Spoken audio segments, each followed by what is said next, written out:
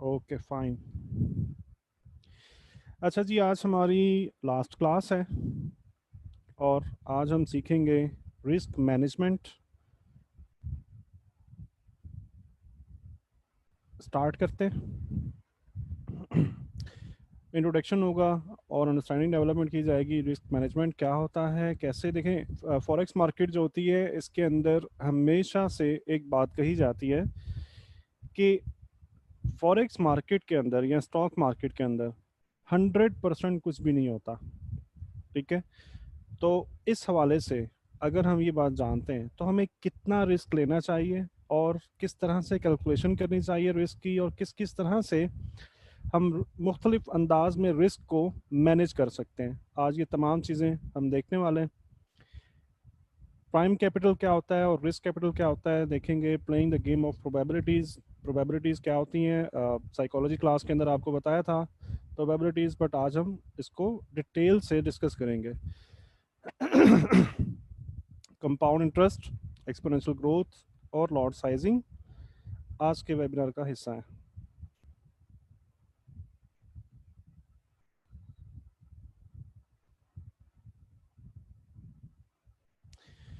अच्छा जी, आम तौर पे ओके, आम तौर पे बहुत ही कॉमन सा सवाल किया जाता है। सबसे पहले जो भी कोई दोस्त ट्रेडिंग में आते हैं ना, तो सबसे पहले एक सवाल करते हैं। सवाल क्या होता है कि हमें ट्रेडिंग में कितना पैसा इन्वेस्ट करना चाहिए।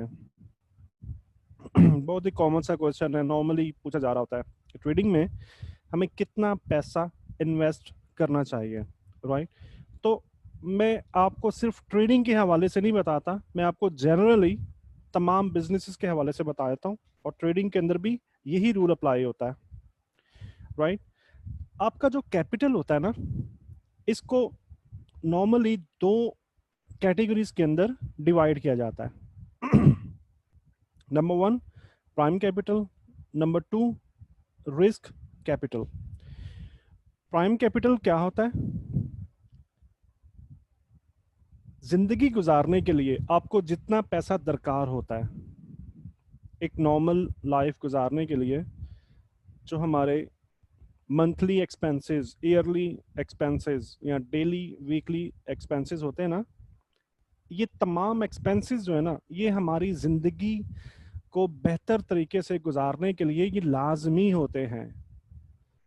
चाहे हम बिजनेस करें या ना करें, चाहे हमारा बिजनेस चले या ना चले, प्रॉफिट में हो, लॉस में हो, वट किसी भी कंडीशन के अंदर हो, तो ये एक ऐसे खर्चे होते हैं, ऐसा कैपिटल होता है जो आपको हर माह चाहिए ही चाहिए होता है। जिसके अंदर क्या क्या चीज़ें शामिल हैं? अगर घर आपका अपना नहीं है तो हाउस रेंट इसके अंदर शामिल होता है। डेली की फूड की जो ज़रूरियात हैं, तमाम चीज़ें, तमाम खर्चे फूड की कैटेगरी में शामिल होते हैं। क्लॉथिंग, शॉपिंग, आपको पता है कि रेगुलर वे में शॉपिंग भी चल रही होती है।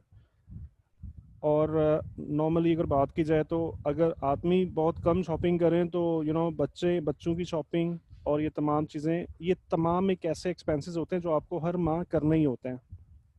हर माह नहीं करेंगे तो दूसरे माह कर लेंगे, दूसरे माह नहीं करेंगे तो तीसरे माह तो लाजमी ही करना होता है। इसके अलावा हमारे यूटिलिटी बिल्स, जिसके अंदर बिजली का बिल आ जाता है, गैस का बिल आ जाता है, टेलीफोन का बिल आ जाता है। आपको पता है कि हर माह ये पैसे हमें चाहिए होते हैं। इसके अलावा एजुकेशनल एक्सपेंसेस, बच्चों के पढ़ाई का जो खर्चा होता है, इनकी ट्यूशन फीसेस, इनके स्कूल फीसेस, कॉलेज फीसेस, अगर बच्चे नहीं हैं तो छोटे भाई छोटी बहन, उनके खर्चे। एजुकेशनल एक्सपेंसेस एक ऐसा खर्चा है, एक ऐसा कैपिटल है जो हमें हर महीने ये चाहिए चाहिए होता है, दरकार होता है लाजमी तौर पे। इसके अलावा अगर कोई इमरजेंसी पड़े तो मेडिकल एक्सपेंसेस भी एक ऐसा खर्चा है जिसको आप होल्ड नहीं कर सकते। मतलब आप ये नहीं कर सकते कि मुझे अभी दर्द हो रहा है तो मैं अभी दवाई नहीं लेता और मैं 3 दिन बाद दवाई ले लूँगा, या अभी पैसे नहीं है तो मैं एक हफ्ता रुक जाता हूँ। ठीक है, अल्लाह ना करे कभी भी कोई भी ऐसा इशू आ जाता है, कोई भी राह चलते प्रॉब्लम आ जाती है मेडिकली, तो हमें ये पैसा दरकार होता है, जो हमेशा हमारे बजट के अंदर शामिल रहता है, और शामिल रहना भी चाहिए। जैसा कि नॉर्मली हर घर के अंदर एक बजटिंग की जाती है ना, हर घर के अंदर एक बजट बनाया जाता है कि हमारी आमदनी कितनी है और उसके हिसाब से हमारे खर्चे कितने हैं, जिसके अंदर मेडिकल एक्सपेंसेस का एक खाना रखा जाता है, और इसके अलावा ट्रैवलिंग एक्सपेंसेस, ये भी हमारी डेली नीड होती है। डेली नीड कैसे? हमारे ऑफिस आने जाने का खर्चा, बच्चों के स्कूल की वैन का खर्चा, और इस तरह के और बहुत सारे ट्रैवलिंग एक्सपेंसेस। ये तमाम खर्चे जब आप मिलाते हो तो इट मीन्स कि ये तमाम चीजें जो है ना, ये प्राइम कैपिटल में फॉल करती हैं। ठीक है, यानी कि कुछ भी हो तो आपको इतना पैसा हर महीने चाहिए होता है, और आपको इस पे रखना होता है बजट के दौरान। बजट जब बनाते हैं तो उसमें इतना खर्चा आपको इस पे रखना होता है। ठीक है, अब मिसाल के तौर पे अगर आपकी आमदनी ज्यादा है, को आप कोई भी बिजनेस कर रहे हो और आप 2 लाख 3 लाख रुपए पर मंथ आपका प्रॉफिट है, और मिसाल के तौर पे अगर आपका घर जो है वो 1 लाख में चल जाता है, तो इसका मतलब है कि 2 लाख रुपए आपके पास इन खर्चों से जायद है। ठीक है, एक्स्ट्रा अमाउंट है, जिसको नॉर्मली हम क्या करते हैं, हम कुछ बीसीस की शक्ल में सेव करना स्टार्ट कर देते हैं। नॉर्मली जो मोहल्लों में, गली मोहल्लों में जो चल रहा होता है ना, कुछ बेसिस की शक्ल में, या फिर हम कुछ गोल्ड वगैरह बाय करके रख लेते हैं, कुछ डॉलर्स बाय करके रख लेते हैं, वो हमारी सेविंग्स होती हैं। ठीक है, मतलब क्या है, वो पैसा आपका रिस्क कैपिटल होगा। ठीक है, थोड़ा समराइज करें, ये वो पैसा है जिसके ऊपर आप रिस्क नहीं ले सकते। राइट, ये वो पैसा है जिससे आपकी लाइफ चल रही है, और अगर ये पैसा आना बंद हो जाए, अगर ये पैसा उस बजट की अमाउंट से कम हो जाए, तो आपकी या आपके घर वालों की, आपके बच्चों की लाइफ जो है वो डिस्टर्ब हो जाती है। राइट, लेकिन ये वो जो पैसा है, ये रिस्क कैपिटल जो है, ये ऐसा पैसा है कि अगर ये कैपिटल अगर डिस्टर्ब हो भी जाता है, तो आपकी नॉर्मल लाइफ में कुछ भी असरअंदाज नहीं होगा। आपकी नॉर्मल लाइफ जो है वो नॉर्मली चलती रहती है। राइट, तो हमें हमेशा ये याद रखना चाहिए, अपने तमाम प्राइम कैपिटल को साइड पे करने के बाद जो भी हमारे पास रिस्क कैपिटल बनता है, हमको ट्रेडिंग में सिर्फ उतना ही कैपिटल इन्वेस्ट करना है। राइट, और ये रिस्क कैपिटल ऐसा होता है जिसके अंदर अगर ये जाया हो भी जाए तो आपकी नॉर्मल लाइफ जो है वो डिस्टर्ब नहीं होती है। लोन्स लाइबिलिटीज जो है ये रिस्क कैपिटल में नहीं आती ये चीजें। ठीक है, इट मीन्स के इनके भी अलावा पैसा जो बचेगा वो उसके ऊपर आप रिस्क ले सकते हो। ट्रेडिंग के अंदर कुछ भी चीज 100% नहीं होती। ट्रेडिंग के अंदर हमेशा कुछ ना कुछ परसेंट हमें लॉस माइंड में रखना होता है, चाहे 1% रखें, चाहे 5% रखें, चाहे 10% लॉस का चांस हम जहन में रखें, लेकिन इतना हमको जहन में रखना होता है। राइट, तो इस वजह से हम कभी भी प्राइम कैपिटल जो है ना, वो चाहे फिजिकल स्टॉक मार्केट हो या चाहे फॉरेक्स मार्केट हो, हम प्राइम कैपिटल इन्वेस्ट नहीं करते।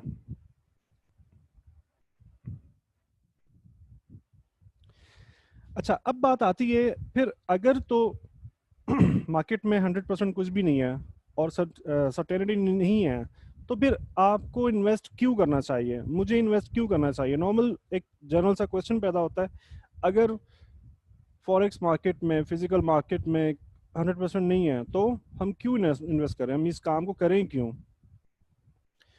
तो उसका ये सिंपल सा जवाब है कि दुनिया के अंदर कोई भी ऐसी चीज नहीं है जो सर्टेन हो, हमेशा रहे, जिसके अंदर 100% गारंटी हो।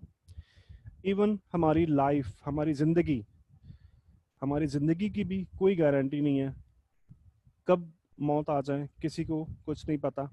इसके अलावा ये पूरी दुनिया हमेशा कायम रहने वाली नहीं है, कब कयामत आ जाए किसी को कुछ नहीं पता। अब आए या लेटर, कभी भी कुछ भी हो सकता है। तो इट मीन्स के तमाम चीज़ें, हमारी पूरी लाइफ रिस्क के ऊपर लगी होती है। और वैसे भी नॉर्मली आप देखो तो दुनिया में कोई भी ऐसा बिजनेस नहीं है जिसमें रिस्क इन्वॉल्व ना हो।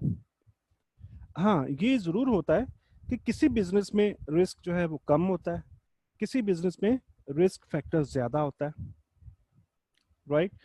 मिसाल मैं आपको देना चाहूंगा कार ड्राइविंग की। कार ड्राइविंग के अंदर जब आप, मिसाल के तौर पे अगर आप 20 साल से ड्राइव कर रहे हो, 20 साल से आप गाड़ी चला रहे हो, क्या आप ये कह सकते हो कि मुझसे एक्सीडेंट हो ही नहीं सकता? क्या कोई भी ड्राइवर, कोई भी बंदा ये कह सकता है? कभी भी नहीं कह सकता, राइट। अगर आप 20 साल से ड्राइव कर रहे हो, अगर आप इवन 40-50 साल से भी ड्राइविंग कर रहे हो, तब भी आप ये नहीं कह सकते कि मैं हमेशा बहुत ही अच्छी ड्राइव करता हूँ, मैं हमेशा मैं मुझसे कभी भी एक्सीडेंट नहीं हुआ, तो आइंदा भी ये इस बात की गारंटी है कि मेरे से एक्सीडेंट नहीं होगा। ठीक है। होता क्या है, जब हम स्लो स्पीड पे गाड़ी चला रहे होते हैं तो हमारे एक्सीडेंट होने के चांसेस जो है ना वो कम होता है। ठीक है।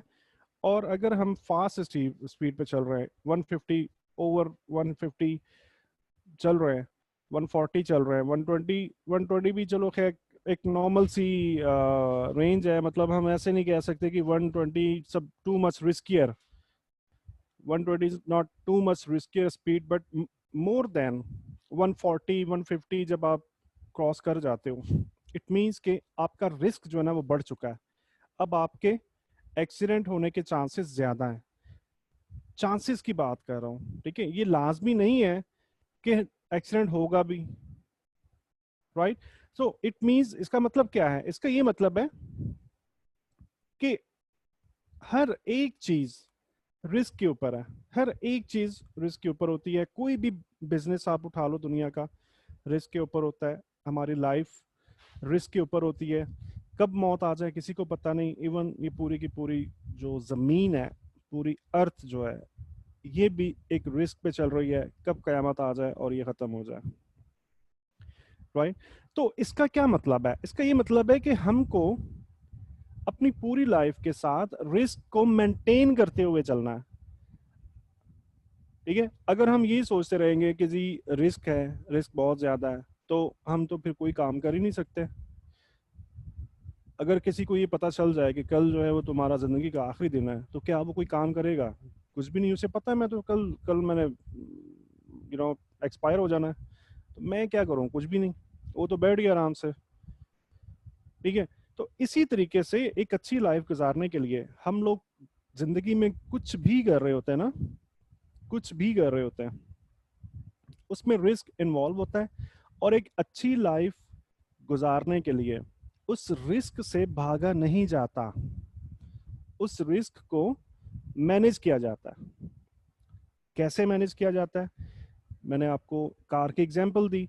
अगर आप 40 50 60, चलो 80 तक भी मैं कह सकता हूँ कि 80 तक भी अगर आप कार ड्राइव कर रहे हो, तो आप एक लो रिस्क ड्राइव कर रहे हो।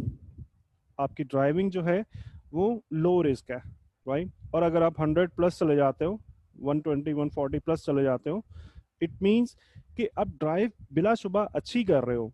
आप 40 साल से गाड़ी चला रहे हो, 50 साल से गाड़ी चला रहे हो, बिलाशुबा अच्छी ड्राइव कर रहे हो, लेकिन आपका रिस्क जो है ना अब वो बढ़ चुका है, राइट। बिल्कुल इसी एग्जाम्पल में हर एक बिजनेस के अंदर रिस्क मैनेज किया जाता है कामयाब जिंदगी गुजारने के लिए। तो बिल्कुल इसी तरीके से ट्रेडिंग जो है ना वो भी नॉर्मल लाइफ से डिफरेंट नहीं है, बिल्कुल। फॉरेक्स मार्केट में, स्टॉक मार्केट में, फिजिकल मार्केट में, फ्यूचर मार्केट में बिल्कुल रिस्क इन्वॉल्व है, बिल्कुल रिस्क इन्वॉल्व है, लेकिन हम क्या कर सकते हैं हमारे इख्तियार में। देखो, रिस्क को खत्म करना हमारे इख्तियार में नहीं है, रिस्क को खत्म करना हमारे इख्तियार में है ही नहीं है। हाँ, लेकिन हमारे इख्तियार में एक चीज है कि हम उस रिस्क को मैनेज कर लें, राइट। तो आइए हम स्टडी करते हैं कि हम अपने रिस्क को फॉरेक्स बिजनेस करते हुए, स्टॉक मार्केट बिजनेस करते हुए किस तरह से मैनेज कर सकते हैं। इसी के साथ साथ नॉर्मली एक बात कही जाती है कि फॉरेक्स मार्केट के अंदर, स्टॉक मार्केट के अंदर कुछ 90% ट्रेडर्स जो होते हैं वो लूज कर रहे होते हैं। 90% लोग नुकसान कर रहे होते हैं। आपके ख्याल में क्या ये अच्छी चीज है या बुरी चीज है? रिप्लाई करें प्लीज।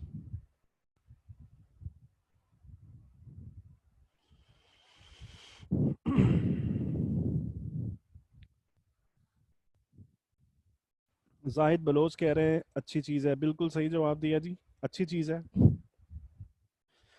मैं आपको बताता हूं, बाकी जो दोस्त अभी सोच रहे हैं, मैं ये बताता हूं कि अच्छी है और क्यों। जो लोग विनर्स हैं उनके लिए ये बात अच्छी होती है कि 90% लोग लूज करें, विनर्स के लिए ये बात अच्छी होती है। कैसे? फॉरेक्स मार्केट जो है ना, इसको कहते हैं zero sum game. Zero sum game कहा जाता है कि जिस मार्केट के अंदर बाहर से पैसा ना आ रहा हो। मैं आपको एक मिसाल देने की कोशिश करता हूँ, मिसाल से समझाने की ट्राई करता हूँ। उम्मीद है कि आपको अच्छे से समझ में आ जाएगी। नॉर्मली जैसे हमारे कुछ शादी ब्याह की इन्वायरमेंट होती है, शादी ब्याह में दोस्त कजन्स इकट्ठे होते हैं। तो नॉर्मली क्या होता है कि शादी ब्याह के दिनों में रातें जो हैं वो जाग कर गुजारी जाती हैं। तो जब रात जाग कर गुजारनी है तो लड़कों में आम तो भी होता है कि जी ताश खेली जाती है ना, कार्ड्स, कार्ड्स की जो गेम है ताश जिसे कहा जाता है, ताश खेल के वो लोग टाइम स्पेंड कर रहे होते हैं। अब मिसाल के तौर पे एक रूम है जिसके अंदर 4 लोग मौजूद हैं, ठीक है। एक रूम है जिसमें 4 लोग टोटल मौजूद हैं। अब ये क्या करते हैं, 1 2 3 4।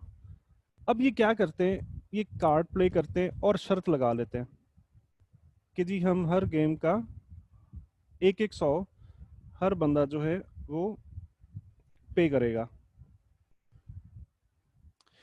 ठीक है। इस शर्त के साथ गेम स्टार्ट कर देते हैं।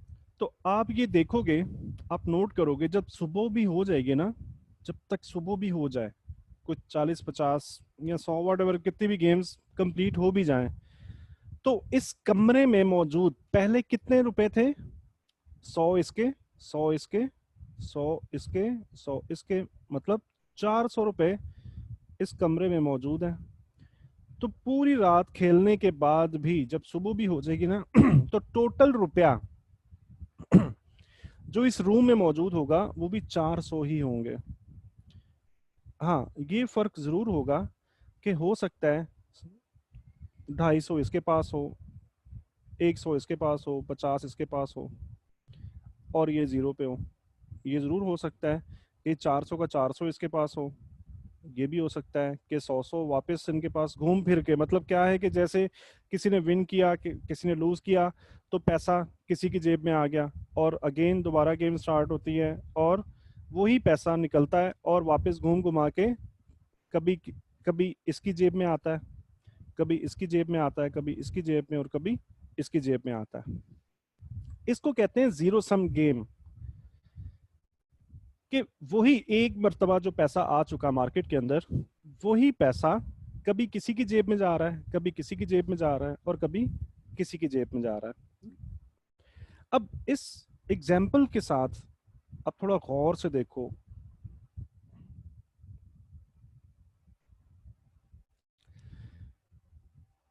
मिसाल के तौर पे अगर मैं कहता हूं कि ये बंदा जो है ये जब भी खेलता है हमेशा हार जाता है, ये जब भी कार्ड गेम खेलता है हमेशा हार जाता है, ठीक है।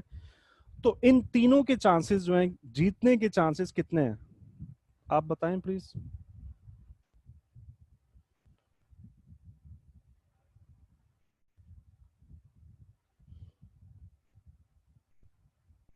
जी जाहिद बलोच 30% नहीं 33%। ये एग्जैक्टली जुल्फिकार निज़ार अली 33% ईच। इन तीनों के जीतने के चांसेस 33% है। ठीक है, अगर हम ये मान लें कि ये दो बंदे जो है, नंबर वन नंबर टू बंदे जो हैं, ये जब भी खेलते हैं ये हारते हैं, जब भी खेलते हैं ये हारते हैं, ये हारने वाले लोग हैं। ठीक है, तो इन दोनों के जीतने के चांसेस अब कितने हो गए? या 50%। ठीक है, और इसी तरीके से अगर ये तीसरा बंदा भी जब भी खेलता है तो हारता है, इट मींस कि चौथे नंबर वाले बंदे के जीतने के चांसेस आप बताएं कितने? 100%। ठीक है, so there is called probabilities. इसे कहा जाता है जीरो सम गेम। और इस तरह से जो पैसा हारने वाले लोग जितने ज्यादा होंगे ना, जितने ज्यादा होंगे, जीतने वाले लोगों के लिए उतना ही अच्छा है। तो इसका क्या मतलब है कि अगर फॉरेक्स मार्केट के अंदर 90% लोग लूज कर रहे हैं, तो इट मीन्स कि ये तो बहुत ही अच्छी बात है, यानी कि हमारे पास जीतने के बहुत ज्यादा चांसेस हैं। हमारे पास जीतने के बहुत ज्यादा चांसेस है। हमें क्या चाहिए होगा? हमें प्रॉपर टूल्स चाहिए होंगे, प्रॉपर साइकोलॉजी चाहिए होगी, और प्रॉपर मनी मैनेजमेंट चाहिए होगी।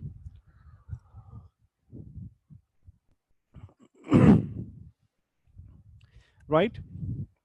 अब बात कर लेते हैं कि 90% लोग जो है वो पैसा लूज क्यों करते हैं। आपके जहन में जरूर ये सवाल उठ रहा होगा कि 90% लोग पैसा लूज क्यों करते हैं। तो इनमें अक्सरियत वो लोग होते हैं, नए ट्रेडर्स, यूट्यूब से चीज़ें उठाई, फेसबुक ग्रुप्स में से चीज़ें उठाई और मार्केट पर अप्लाई करना स्टार्ट कर दी। और इसके अलावा ये लोग ट्रेडिंग साइकोलॉजी और मनी मैनेजमेंट इनसे बिल्कुल ना वाकिफ होते हैं। 90%, जैसा कि मैंने आपको बताया था वेरी डे फर्स्ट से मैं आपको ये बताता आ रहा हूँ कि टेक्निकल्स जो होते हैं ना वो सीखना आसान होता है। टेक्निकल्स पे बहुत ज़्यादा बहुत साला साल की मेहनत दरकार नहीं होती। आप जल्दी थोड़ी सी प्रैक्टिस करने के बाद, थोड़ा सा तवज्जो ध्यान से आप प्रैक्टिस करोगे तो आप टेक्निकल्स के ऊपर महारत हासिल कर लेते हो। ठीक है, तो पीछे क्या बचता है विन करने के लिए? पीछे क्या बचता है? साइकोलॉजी और मनी मैनेजमेंट। साइकोलॉजी बहुत ही कम पढ़ाई जाती है और मनी मैनेजमेंट के बारे में कोई जानता ही नहीं है। बहुत कम लोग मनी मैनेजमेंट के, प्रॉपर मनी मैनेजमेंट के बारे में जानते हैं। हाँ, बस नॉर्मली जो लोग जानते हैं वो जिस इतना जानते हैं कि जी एसएल लगाना है, एसएल के बगैर ट्रेड नहीं करनी। बहुत अगर बहुत ज़्यादा वो करेगा ना कि मुझे बहुत पता है मार्केट के बारे में और मैं बहुत बड़ा चैंपियन हूँ, तो ऐसे बंदे को भी नॉर्मली जस्ट इतना पता होता है कि हर ट्रेड में मुझे एसएल लाजमी लगाना है। लेकिन ये बहुत कम लोग जानते हैं कि वो एसएल एक्चुअली प्लेस कहाँ पे होना चाहिए। राइट, वो एसएल कहाँ पर लगाना चाहिए और हमें हर एक ट्रेड के ऊपर कितना रिस्क लेना चाहिए। तो इन वजूहात की बिना पे 90% लोग पैसा लूज कर रहे होते हैं। कुछ ऐसे लोग होते हैं जो ट्रेडिंग साइकोलॉजी और मनी मैनेजमेंट को जानते हैं। ठीक है, लेकिन इसकी अहमियत को नहीं जानते। मतलब उनको ये तो पता है कि 90% लोग मार्केट में लूज करते हैं और विनिंग के लिए साइकोलॉजी, मनी मैनेजमेंट का पता होना चाहिए लाजमी। इसकी डे बाय डे इम्प्रूवमेंट भी लाजमी करना चाहिए। ठीक है, लेकिन वो क्या करते हैं, इसकी जो अहमियत है ना, इसकी जो इम्पोर्टेंस है उसको नहीं जानते। वो चीज़ें कलेक्ट करते हैं, चीज़ें सुनते हैं और एक कान से सुन के दूसरी कान से निकाल देते हैं। राइट, इसके अलावा जो लोग इसकी इम्पोर्टेंस को भी जानते हैं, साइकोलॉजी और मनी मैनेजमेंट की इम्पोर्टेंस को भी जानते हैं, वो फेल हो जाते हैं इसको इम्प्लीमेंट करने में, यानी कि इसको इम्प्लीमेंट कैसे करना है। अब साइकोलॉजी का लेक्चर आपने लिया तो आपको प्रैक्टिकली ये सिखाया गया कि आपने अपनी साइकोलॉजी को ठीक कैसे करना है। प्रैक्टिकली मेथड उसके अंदर बताए गए। तो ये ऐसी चीजें हैं जो साल साल की रिसर्च के बाद हासिल हुई और आपको टीच की जा रही हैं। नॉर्मली लोग इन चीजों को बिल्कुल सिरे से नहीं जानते। जो लोग जानते हैं उनको इनकी इम्पोर्टेंस का नहीं पता, उनको ये नहीं पता कि ये कितनी अहम चीजें हैं, हमें कितनी शिद्दत के साथ अपनी ट्रेडिंग के अंदर इन चीजों को इस्तेमाल करना चाहिए, राइट। और जो इसकी इम्पोर्टेंस को पहचानते भी हैं बट वो फेल हो जाते हैं इसको इम्प्लीमेंट करने में, कि इसको प्रॉपरली इन तमाम चीज़ों को इम्प्लीमेंट कैसे करना है, साइकोलॉजी इंप्रूवमेंट कैसे करनी है, मनी मनी मैनेजमेंट का बहुत नाम सुना होगा, लेकिन करना कैसे, लगाना कैसे है, कैलकुलेट कैसे करना है, अपना रिस्क जो है ना उसे कैलकुलेट कैसे करना है, राइट। तो ये तीन बड़ी वजूहात है, ये तीन बहुत बड़ी वजूहात है लूज करने की। टेक्निकल से बंदा इतनी जल्दी मार नहीं खाता। टेक्निकल्स अगर आपका एक एसएल हो भी गया ना, अगर आप दो एसएल हो भी गए तो तीसरी ट्रेड आपकी प्रॉफिट में चली जाती है। और एक और आपको एक बात बताऊं, जो मेरे एक्सपीरियंस के अंदर बात आई ना, नॉर्मली फॉरेक्स मार्केट के बारे में, फॉरेक्स मार्केट के अंदर पैसा कमाना मुश्किल नहीं है, पैसा बन जाता है। फॉरेक्स मार्केट में पैसा बनाना इजी है, मुश्किल नहीं है। हाँ, मुश्किल क्या है, उस बनाए हुए पैसे को संभालना। 90% ये जो ट्रेडर्स होते हैं ना, जो लूज कर रहे होते हैं, पैसा ये भी बनाते हैं, लेकिन क्या होता है कि बाद में पैसा बनाने के बाद, प्रॉफिट करने के बाद, ये पैसा मार्केट को वापस दे देते हैं। अब आपको सेंस आ रही होगी, थोड़ा समझ में आ रहा होगा चीजें। अगर लोग पैसा बना चुके हैं, अगर प्रॉफिट बना चुके हैं, तो कौन सी ऐसी चीज है जिसकी वजह से, जिसके लेक होने की वजह से, जिसकी कमी की वजह से लोग मार्केट को पैसा वापस दे देते हैं? वो कौन सी ऐसी चीज है? डिसिप्लिन।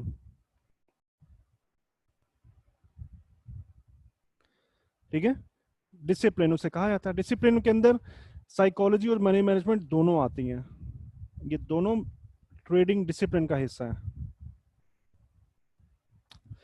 राइट। इट मींस, तो साबित क्या हुआ कि ट्रेडिंग साइकोलॉजी का सेशन आप ले चुके हो और आप अब अच्छे से जानते हो कि आप अपनी साइकोलॉजी को कैसे इंप्रूव कर सकते हो। ठीक है, जिसके अंदर मैंने आपको ये भी बता दिया था कि अगर आपके अंदर कोई भी ऐसी आदत है, मतलब ग्रीड और फियर का फैक्टर तो चलो आप कर ही लोगे ना, वो तो एक नॉर्मली ट्रेडिंग के हवाले से हम बात करें तो नॉर्मली हम नॉर्मली करेंगे ना उसको। तो इसके अलावा अगर कोई बैड हैबिट होती है ना, जैसे मतलब स्मोकिंग कर रहा है कोई, जैसे किसी में कुछ आदत है, किसी में कुछ है, किसी में गुस्सा है, व्हाटएवर, इस तरह की और बहुत सी चीजें हो सकती हैं, तो आप अपनी उन आदत को भी इन पॉइंट्स की मदद से ठीक कर सकते हो। एनएलपी टेक्निक जो बताई थी आपको, ठीक है। अब आप ये जानते हो कि साइकोलॉजी आप कैसे ठीक कर सकते हो। आज हम डिटेल के अंदर मनी मैनेजमेंट सीखने वाले हैं। तो आप क्या करोगे, अपनी हर एक ट्रेड के अंदर ये दोनों लॉजिक्स को अप्लाई करोगे, इनके रूल्स को कभी भी भुलाओगे नहीं। इम्पोर्टेंस मैं आपको बता रहा हूँ साथ के साथ कि इसकी बहुत ज़्यादा इम्पोर्टेंस है। 90% लोग वो होते हैं जो पैसा बनाते ज़रूर है, ऐसा नहीं होता कि कोई भी, हाँ बहुत कम ऐसा होता है, कुछ बहुत ही अगर नया बंदा होगा ना, कोई बिल्कुल नया बंदा होगा, उसके साथ ऐसा होता है कि वो जब भी ट्रेड लगाए तो प्रॉफिट, आई मीन लॉस में चली जाए, जब भी ट्रेड लगाए लॉस में चली जाए। ठीक है, तो उसके बाद इस स्टेज के बाद लोग क्या करते हैं, लोग ये करते हैं कि जब भी ट्रेड लगाते हैं थोड़ी सी प्रॉफिट में जाती है वो काट देते हैं। ये भी साइकोलॉजी का हिस्सा है।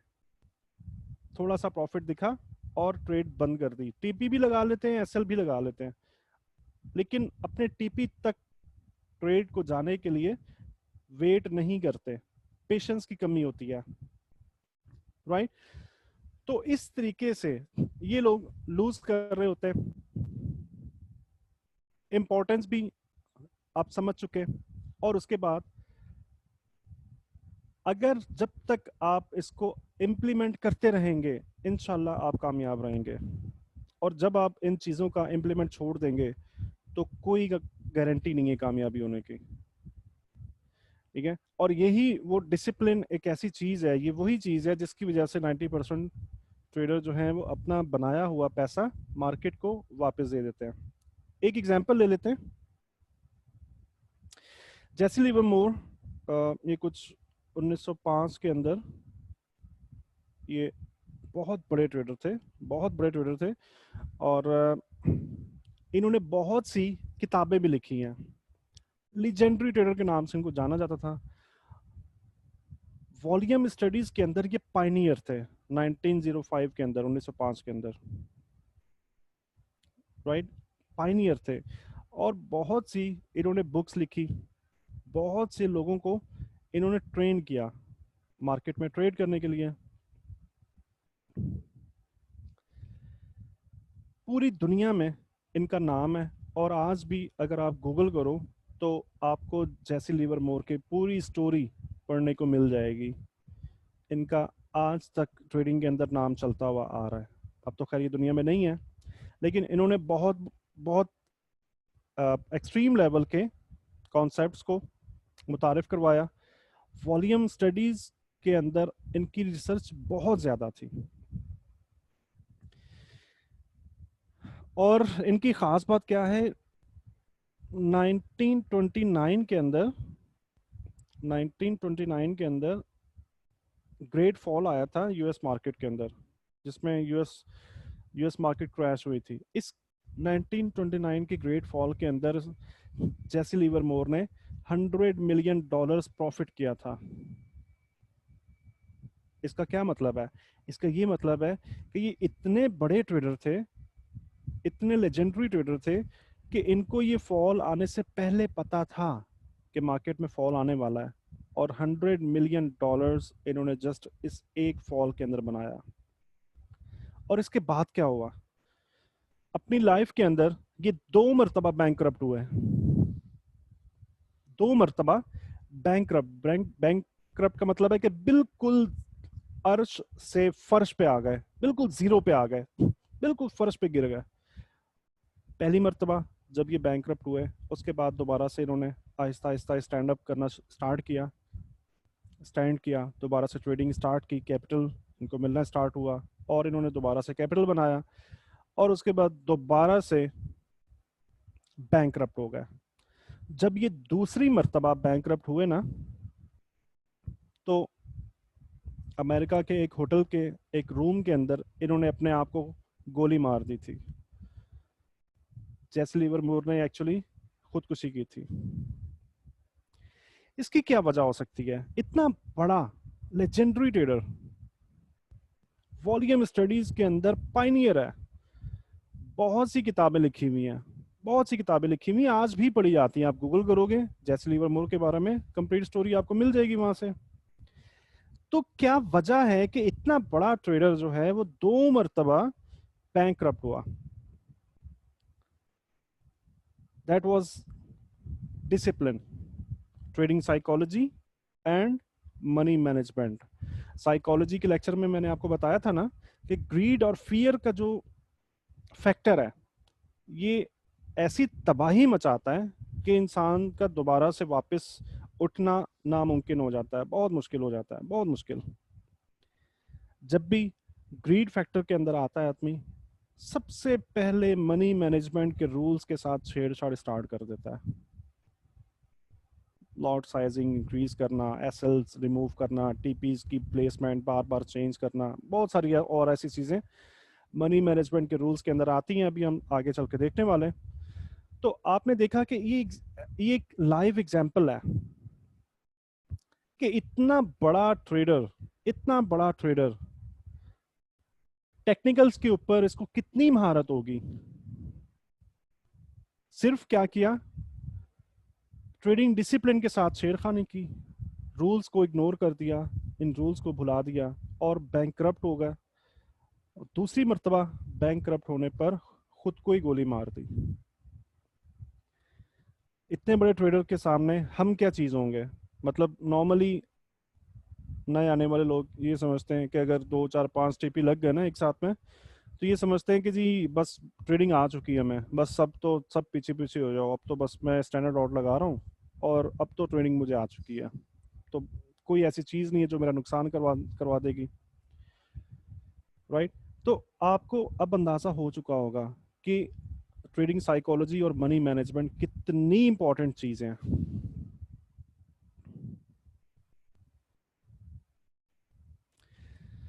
तो आप भी सब दोस्त कभी भी ट्रेडिंग साइकोलॉजी और मनी मैनेजमेंट का साथ कभी नहीं छोड़ोगे, राइट।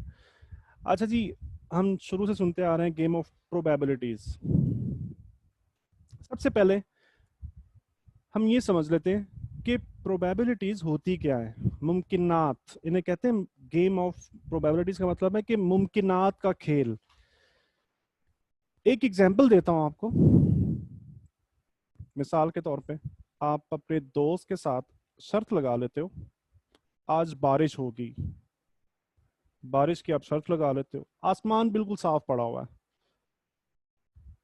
कुछ भी बादल नहीं है। आपके ख्याल में आपके शर्त जीतने के इम्कान कितने हैं?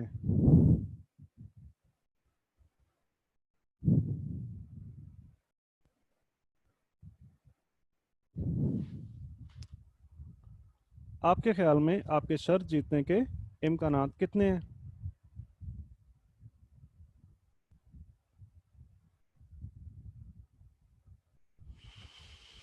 जी जाहिद बलोच 5%। मोहम्मद जफर कुरैशी जीरो। जीरो नहीं होता, जीरो नहीं कह सकते, क्योंकि कभी भी कुछ भी हो सकता है। ओके, एकदम से भी बादल आ सकते हैं। मतलब आपने कभी, ये अभी अभी भी मेरे साथ हुआ, ये पिछले वीक की बात है, मेरे साथ खुद के साथ हुआ। मुझे ये ईद के दिनों में कहीं पे जाना था, तो बारिशें हुई कराची में बहुत ज़्यादा, राइट। अब मौसम बिल्कुल क्लियर हो चुका था, बिल्कुल क्लियर, और मैंने आसमान पे देखा, मौसम क्लियर था, और मैं मिसेस के साथ बाहर निकल गया। तकरीबन कुछ 10-11 किलोमीटर का मैंने सफ़र किया होगा। एकदम से बारिश आ गई, एकदम से, मतलब बिल्कुल अनएक्सपेक्टेडली, बिल्कुल किसी की सोच में भी नहीं था कि यार बारिश हो सकती है। एकदम से बारिश आ गई, ठीक है। इट मीन्स के जीरो जो है ना वो कुछ भी नहीं हो सकता। हाँ, हम ये कह सकते हैं कि कुछ 5% चांसेस पॉसिबल है, कुछ भी हो सकता है। तो 5% तो हमें, 1% आप कह सकते हो, 2% आप कह सकते हो कि चांसेस आपको जेहन में रखने होते हैं कि हाँ, इस ऐसी शर्त के 1 या 2% चांसेस विनिंग के हो सकते हैं। आपके ख्याल में क्या ऐसी शर्त लगानी चाहिए जिसके जिसके अंदर प्रोबेबिलिटीज बहुत ही कम हो?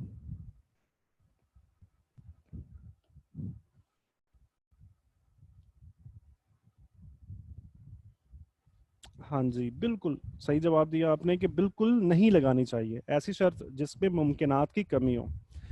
ठीक है, अब मिसाल के तौर पर शर्त लगा ली और आसमान पे सफेद बादल आना स्टार्ट हो जाते हैं। अब मेरी मुमकिनात कितने परसेंट है? पहले केस के अंदर मैं कह सकता हूँ कि 5% थी, वाइट बादल आ चुके। अब मैं कह सकता हूँ कि कुछ 25 आप लगा लो कि 25% अब मुमकिनात हैं कि मैं शर्त जीत सकता हूँ।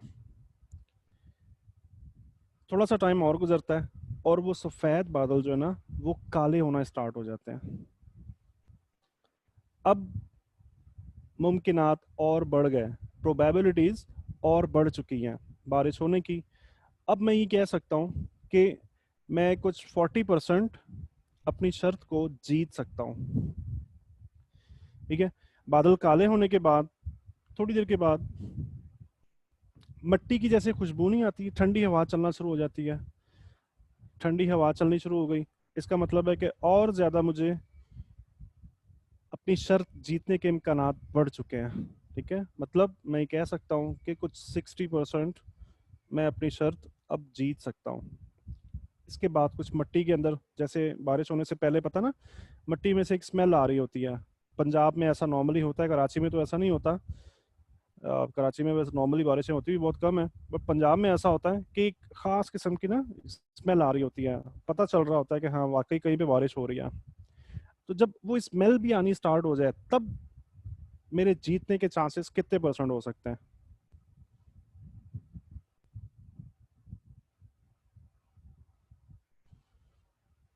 80% लगा लेते हैं। एहतिशाम अहमद कह रहे हैं 70, बिल्कुल, मतलब कुछ भी हम लगा सकते हैं, ये कोई वो नहीं है, नंबर्स की गेम नहीं है। मैंने 80 लगा दिया, 70 दोनों के ठीक है। ठीक है। अब जैसे गाड़ियां चल रही होती है ना रास्तों में, रोड पे, तो गाड़ियां आ रही हैं और वो भीगी भी हैं। पीछे से कोई भी गाड़ी आ रही है तो वो गीली हैं, सब भीगी भी गाड़ी हैं, वाइपर चलाती भी आ रही हैं। अब आपके शर्त जीतने के चांसेस जो है ना, अब 90% हो गए। लेकिन 100% आप अभी भी नहीं कह सकते कि यहाँ बारिश होगी। ठीक है, आपको ये कंफर्म हो चुका जब आपने गीली गाड़ियां भी, भीगी हुई गाड़ियां भी देख ली कि पास में बारिश हो रही है, ये कंफर्म भी हो चुका है। लेकिन फिर भी आप 100% नहीं कह सकते कि आपके यहाँ जहाँ पे आप मौजूद हो वहां पे बारिश लाजमी लाजमी होगी। So that is called probabilities, मुमकिनात, मुमकिनात का खेल है। राइट। तो हमने जो टेक्निकल चार्ट्स के अंदर स्टडी किया था ना, ट्रेंड लाइन का तीसरा टच, मूविंग एवरेजेस के टच, चैनल के अंदर जो हम ओवरसोल्ड एरियाज के अंदर जो बॉटम्स के ऊपर बाय करना, चैनल के टॉप से सेल करना, रिवर्सल्स के अंदर सपोर्ट रेजिस्टेंस, ये तमाम चीज़ें क्या है, ये हमारी ये चांसेस हैं, ये चांसेस हैं, हमारी प्रोबेबिलिटीज है ये। ठीक है। तो जितनी ज़्यादा प्रोबेबिलिटीज होंगी, हमको उस वक्त अपनी ट्रेड ओपन करनी है। ठीक है, मतलब जब शर्त जीतने की प्रोबेबिलिटीज सिर्फ 5% थी तो आपने क्या कहा था कि हमें शर्त नहीं लगानी चाहिए। बिल्कुल इसी तरीके से हमको लो प्रोबेबल ट्रेड्स भी ओपन नहीं करनी चाहिए। ओके।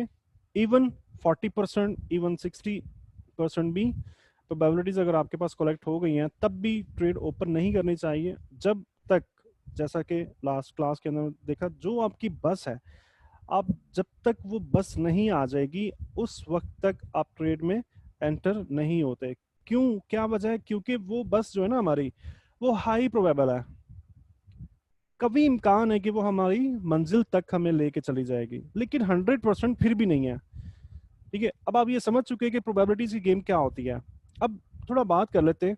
नॉर्मली आप गूगल करो, यूट्यूब करो, मुख्तलिफ लोगों से डिस्कशन करो, तो बहुत से लोग आपको ऐसे मिलेंगे जो आपसे ही कहेंगे कि जी मेरे पास जो सिस्टम है ये 100% वर्क करता है, 100% प्रॉफिटेबल है, मेरे पास बहुत ही अच्छी चीज़ है, मैं बहुत ही, मेरी 20 साल की रिसर्च के बाद मैंने ये चीज़ बनाई है, ये सिस्टम बनाया है, और ये 100% प्रॉफिटेबल है, और मैं आपको $99 की ये सेल करूंगा।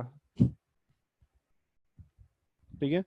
तो जब भी आप कहीं पर भी ये लिखा हुआ देख लो, कोई भी बंदा आपको ऐसी बात कहे कि उसके पास कोई ऐसा सिस्टम मौजूद है जो कि 100% प्रॉफिटेबल है, तो आप सिरे से ये बात जान जाओगे कि ये झूठ बोल रहा है, कि ये बंदा झूठ बोल रहा है, क्योंकि फॉरेक्स मार्केट के अंदर 100% कुछ भी नहीं है, जस्ट गेम ऑफ प्रोबेबिलिटीज है।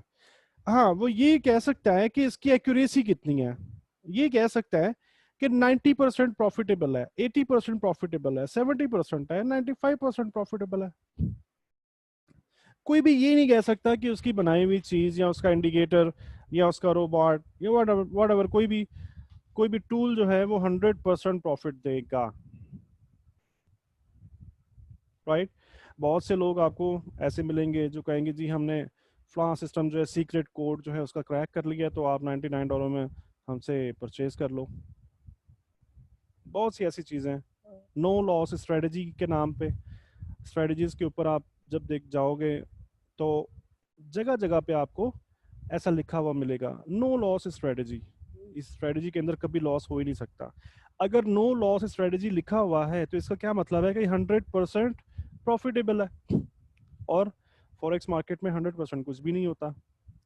तो आप जान जाओगे कि ये स्कैम है, ये बंदा ठीक नहीं है, स्कैम कर रहा है। और सुपर इंडिकेटर्स के नाम से बहुत सारी ऐसी चीज़ें आपको मिल जाती हैं, राइट। तो ये बताने का मकसद क्या है, ये दिखाने का मकसद ये है कि आपने इन ऐसे लोगों के ट्रैप के अंदर नहीं आना। चलो यहाँ तक तो हमको समझ में आ चुका कि 100% होता ही नहीं है, सिरे से होता ही नहीं है। चलो हम 1 मिनट के लिए मान भी लेते हैं कि होता है 100%, 1 मिनट के लिए हम मान लेते हैं। तो मैं आपको ये बता दूं कि फॉरेक्स मार्केट वर्क कर ही नहीं सकती है, स्टॉक मार्केट या फॉरेक्स मार्केट चलेगी नहीं, इसका सिस्टम जो है ना चलना ही बंद हो जाएगा। क्या वजह है इसकी? वजह क्या है कि अगर तो एहतशाम, सही कह रहे हो आप, बिलकेट बनना चाहिए, बट ये तो एक अलग अलग बात है ना। लेकिन बात ये है कि ये होता ही नहीं है, 100% होता ही नहीं है। हम मान लेते हैं 1 मिनट के लिए कि होता है, तो क्या, तो मैं आपको ये बता दूं कि फॉरेक्स मार्केट, स्टॉक मार्केट चलेगी नहीं। क्यों नहीं चलेगी? इस वजह से नहीं चलेगी कि वो जो सिस्टम है, मिसाल के तौर पे जी, वो दुनिया खरीद लेती है उसका सिस्टम, जिसको वो 100% प्रॉफिटेबल बता रहा है, और यहाँ वो ये कह रहा है कि जी मैंने फ्लां सिस्टम का कोड जो है उसको क्रैक कर लिया है, और वो सीक्रेट कोड अब मेरे पास है, तो अब आप मुझसे बाय करो। सारी दुनिया उसका सिस्टम बाय कर लेती है। किसी जगह पे आने के बाद उसका सिस्टम कहता है कि मार्केट ऊपर जाने वाली है, बाय कर लो, बाय का सिग्नल देता है। तो दुनिया क्या करेगी? बाय की ट्रेड ओपन कर लेगी, कोई सेलर होगा ही नहीं। जब सारी दुनिया बाय ओपन करके बैठ जाएगी तो सेलर कौन होगा? कोई भी नहीं। इस वजह से मार्केट मूव करेगी नहीं। क्या वजह है? आप जब भी बाय करने जाओगे, कोई सेलर होगा तो आप बाय करोगे ना। अगर कोई सेलर ही नहीं है तो कोई भी बाय कर ही नहीं सकता, राइट। तो फिर हम पैसा कैसे बना सकते हैं अगर कुछ भी 100% नहीं है? तो ये तमाम बातों को सुनने के बाद, जानने के बाद एक सवाल पैदा होता है, अगर पैसा, आई मीन फॉरेक्स में 100% कुछ भी नहीं है, तो फिर पैसा बनाएं कैसे? इसका ये जवाब है कि जब आपको ये बात पता हो कि आपके बिजनेस में, जाहिद बलोच कह रहे हैं मार्केट स्टॉप होता है। यस एग्जैक्टली, मार्केट का फंक्शन बिल्कुल बंद हो जाता है। ठीक है, तो मैं बात कर रहा था कि जब आपको ये पता है कि दुनिया में कुछ भी सर्टेन बिजनेस नहीं है, कोई भी ऐसा बिजनेस नहीं है जिसके अंदर श्योर शॉर्ट 100% आपको प्रॉफिट मिलता है, तो इस इंफॉर्मेशन के साथ आप क्या करोगे? आप ये समझोगे कि फॉरेक्स जो है गेम ऑफ प्रोबेबिलिटीज है, और इसे कैसे प्ले आउट करना है। जितनी ज्यादा प्रोबेबिलिटीज इकट्ठी हो जाएंगी, उतने ज्यादा जीतने के चांसेस इकट्ठे हो जाएंगे। जैसा कि हमने बारिश की मिसाल में देखा, जितनी ज्यादा प्रोबेबिलिटीज इकट्ठी हो जाएंगी, उतनी ज्यादा जीतने के चांसेस इकट्ठे हो जाएंगे। और इसके अलावा जब हम ये बात जानते हैं कि फॉरेक्स में कुछ भी 100% नहीं है, तो हम अपना कैपिटल जो है ना उसको मैनेज करते हैं, अपने रिस्क को मैनेज कर लेते हैं। कि अगर हम मार्केट, हमारा एनालाइज किया हुआ सब कुछ ठीक था, और अगर मार्केट किसी भी वजह से उल्टी चली भी गई, इन्वर्ट हो भी गई, तो हमारा अगर लॉस होगा ना, तो वो बहुत ही कैलकुलेटेड लॉस होगा, बहुत ही छोटा लॉस होगा। बहुत ही छोटा सा लॉस कैलकुलेट करके उसको लगाया जाता है उन चीजों को। इस तरीके से हम पैसा बना सकते हैं, राइट। अच्छा जी, लॉट साइज कैलकुलेशन के ऊपर जाने से पहले कंपाउंड इंटरेस्ट को एक्सप्लेन करना चाहूंगा। लास्ट लेक्चर के अंदर आपने नाम सुना था कंपाउंडिंग का। जी, आवाज नहीं आ रही किसी को?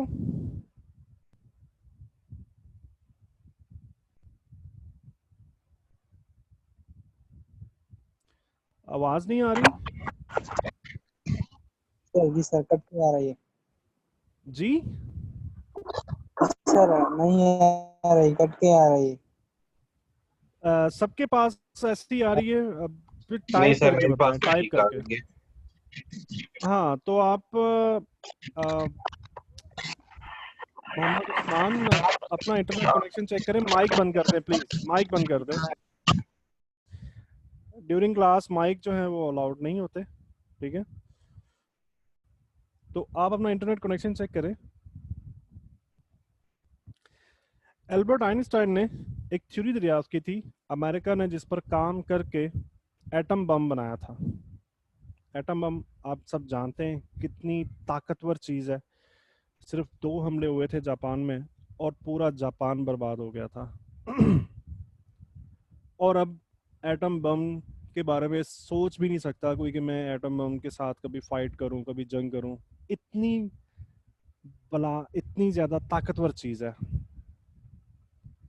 और ये आम तौर पे ये माना जाता है कि दुनिया के अंदर इस वक्त सबसे ज्यादा ताकतवर चीज जो है वो एटम बम है।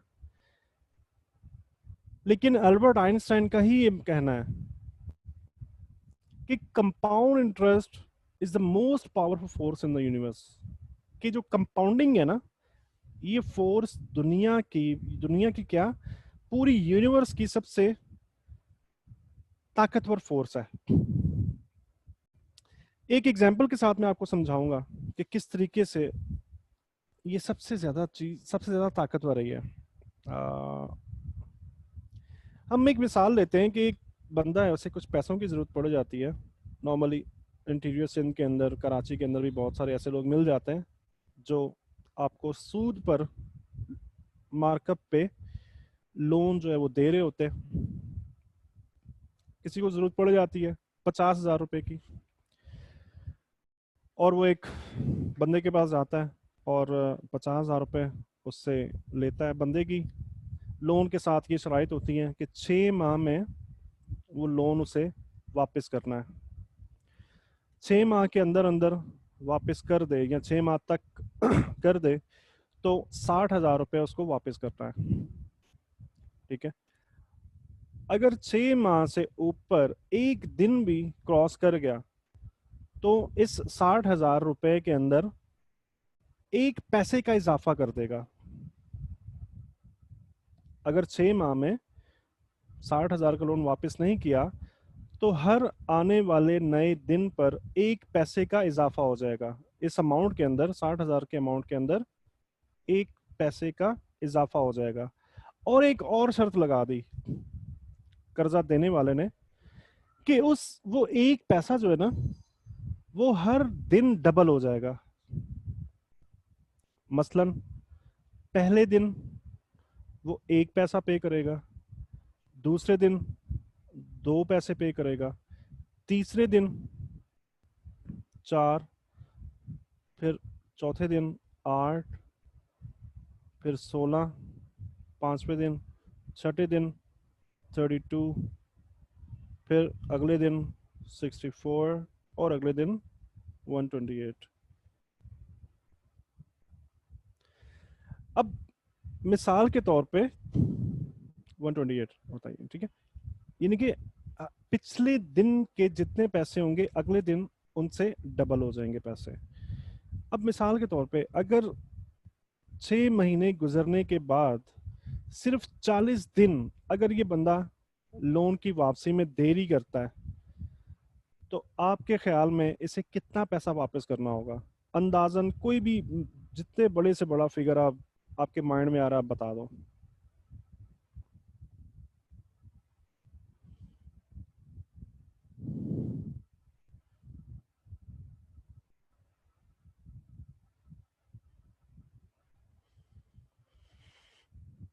चालीसवें दिन तक अगर ये बंदा लोन की रकम वापस नहीं करता तो आपके ख्याल में कितना पैसा बन जाएगा? ये 60,000 से रकम जो स्टार्ट हुई थी, 40 दिन के बाद ये कितना पैसा बन जाएगा अंदाजन? चलें, अगर नहीं किसी को कोई भी रफ आइडिया बताएं, कुछ तो बताएं ना, कुछ भी, कोई भी फिगर टाइप कर दें, बड़ी से बड़ी जो आपके माइंड में आ रही है। तो ये मैक्सिमम मिलियंस में चला जाएगा।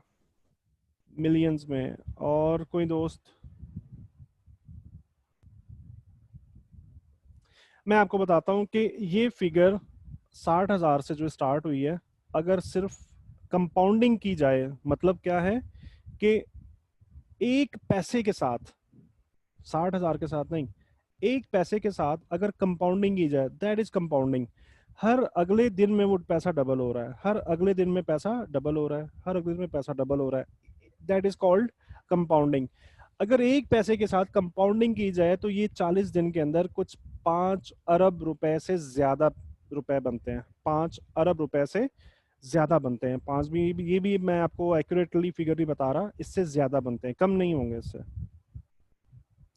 इतनी जालिम चीज है ये कंपाउंडिंग। सिर्फ 40 दिन के अंदर एक पैसे से स्टार्ट किया था। कुछ समझ में आ रहा है कितनी कितनी ज्यादा इस चीज की अहमियत है, और कितना ज्यादा एटम बम से भी इसकी ताकत ज्यादा है।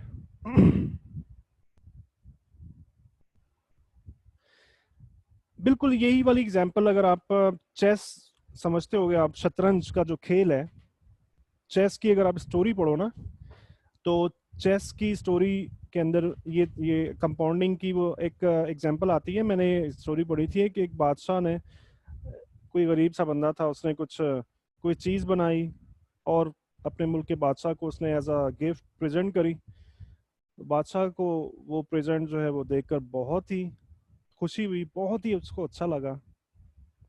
उसने उस गरीब बंदे से बोला कि आप मांगो, क्या मांगते हो, और मेरी शान के मुताबिक मांगना। जैसे था ना, बादशाह लोग होते हैं, इनकी तौहीन होती है, अगर उनसे कोई छोटी चीज मांग लो ना तो उनकी तौहीन होती है। तो उसने बहुत सोचा, सोचने के बाद उसने पता है क्या मांगा? उसने एक चावल का दाना, उस बंदे ने कहा बादशाह से कि आप मुझे सिर्फ एक चावल का दाना दो, शर्त यह है कि वो चावल का एक दाना शतरंज के बोर्ड के ऊपर आप रखोगे एक खाने में। 64 खाने होते हैं ना शतरंज के, जो खाने होते हैं 64 खाने होते हैं, वो एक दाना आप एक खाने में रखोगे, और जब दूसरे दाने पे, आई मीन दूसरे खाने में जाओगे ना, तो वो दाना डबल हो जाएगा। तीसरे खाने पे जाओगे तो पिछले खाने से डबल, यानी कि 4 दाने हो गए, अगले में 8 दाने हो गए, अगले में 16, 32, 64, 128, 256 and 512, so on and so on. बादशाह ने कहा तुम्हें इतनी छोटी सी शर्त तुमने रखी है, ये कौन सा मसला है? उसने चेस बोर्ड मंगवाया, चावल मंगवाए, और अपने आदमियों से बोला जी रखो इसके ऊपर। अब वो स्टार्ट हो गए रखना, और पूरे मुल्क के चावल खत्म हो गए थे। वो 64 खाने जो थे ना शतरंज के, वो 64 खाने वो भरे नहीं थे उस वक्त तक, पूरे मुल्क के चावल खत्म हो गए थे। तो ये कंपाउंडिंग इतनी जालिम, इतनी जबरदस्त चीज है। जी मोहम्मद उस्मान, आपका आपने रेज हैंड किया, जल्दी जल्दी बोलें। मोहम्मद उस्मान, आप टाइप करके बता दें जो भी कहना चाहते हैं। तो हम क्या करेंगे, हम ट्रेडिंग साइकोलॉजी के लेक्चर के अंदर आपने देखा ना, I will drop fill my bucket, drop fill, कतरों के साथ मैं अपनी बकेट को भरूंगा। वो छोटे छोटे जो कतरे होंगे ना, हम क्या करेंगे, उनकी कंपाउंडिंग करेंगे, राइट? अपनी ट्रेडिंग के अंदर हम इस कॉन्सेप्ट को अप्लाई करेंगे, और कंपाउंडिंग के साथ अपने अकाउंट का साइज जो है ना उसको ग्रो करते रहेंगे। अब बात कर लेते हैं लॉट साइजिंग की,